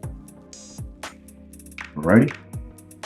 So, unfortunately, some of you have dropped off as we got closer to our close time, which was 3 o'clock. We went over for an hour, so I do understand that. I wanted to make sure I gave you all of the answers to your questions before we go into next year. Once again, I thank you all for joining me today. Nigel, thank you so much for that. Hey, Avery, we have one more, just one more. One more. This question is from Tony. Okay. This question is from Tony. This question reads, can you do a accord of satisfaction for others without them doing the whole trust packet process? I am going to unmute everybody's mic, and I'm going to give the opportunity to someone to answer that question for our fellow peer. If you have the answer to Tony's question, go ahead and say. Yes. You hungry now? Yes. Yes. Indeed. Yes. Without a Yes. doubt. Sure. Yes, sir. Thank y'all. Thank you. I missed it. What was the question? Trust. Yes, Yes, yes. absolutely. You Yes, do you not can. need the trust. Okay. Yep. Okay. It's just stronger when you utilize the trust, correct? You know It's- what? The trust actually is nowhere on the mortgage or the document that when you got the car is nowhere on there. So you don't need your trust to do accord and satisfaction. It's all about the parties who are on the contract. It is you and the bank. If you found something in that contract that you don't agree with, that is your dispute. You gave them a payment, they've accepted. Now you go into court and you talk about it. Now, when you get that property discharged and removed, now you make the decision, am I going to move it into my trust now? Is this a house that I will never, ever, ever refinance and take monies out? It's just going to be a home that is for my family in case they need a place to stay. If it's a car, if it's a classic car or something like that, then yeah, maybe you can put it into the trust. But usually cars, you don't put into a foreign trust. You just put that in your trust enterprise. Got it. Thank you. This is a wonderful class. Indeed. Thank you, guys. Thank you all for coming in. Indeed. We will have another opportunity January 1st, Saturday. And, you know, I like that. I like to kind of open up the mics a little bit, let you guys chime in. We'll do that next month for sure. Thank you, Avery. Thank you, Avery. Thank you, Appreciate it. Avery. Thank you, Thank Avery. you, Avery. Thank you to my bro, Nigel, for managing the chat. I can't go through all that at the same time, so I appreciate you, man. Thank you.